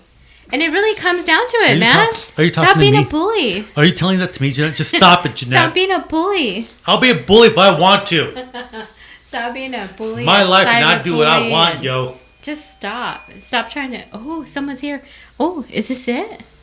Is this happening? I think we're ending it. I think somebody rang my doorbell. Oh, I think so too. So, I have cameras, so yes, my doorbell. Oh, somebody's trying to sell something. Oh my God! He just Those waved. curtains. He just waved at my doorbell. Oh, is that the Mormons? No, oh, I'm no, so he's sorry. probably Did I he's say- probably trying to sell something. People go try to sell stuff. We're hiding out. Oh yeah. Bum, bum, bum. Bum, bum. Oh yeah, I think you might be cute. Whoa, dude, you should go take care of him. No. He was cute though. Oh my God, you dirty whore. Okay, and with that, we're gonna wrap it up. Goodbye. Jeanette's getting tingly No, over I'm that not. door guy. No, I'm not answering. Oh, he left. He left. There you go. We can relax. Yeah, he's probably just selling stuff. He's selling They shit. they were selling like door-to-door pesticides, spraying your house. So I went with that. I was like, all right, spray my house. You know. Hey, bugs. you know, you can spray your own house. I don't need you. Right? That's how I would be. Like, I'm, I can spray my I'm own a fiend house. about spraying the house because, like, who wants to see bugs in their house? I always spray my house, but he goes, yeah, but we use this and da da da. I was like, fine, do it. Because I'll sleep better knowing that twice the insecticide is better Well, I than don't one. want bugs crawling on me. But All right, Jeanette, have a good weekend. all right, let's do it. Let's start our Saturday. We already did mimosa. Goodbye, friends. Do it Oh, again. damn, dude. Bye. Bye.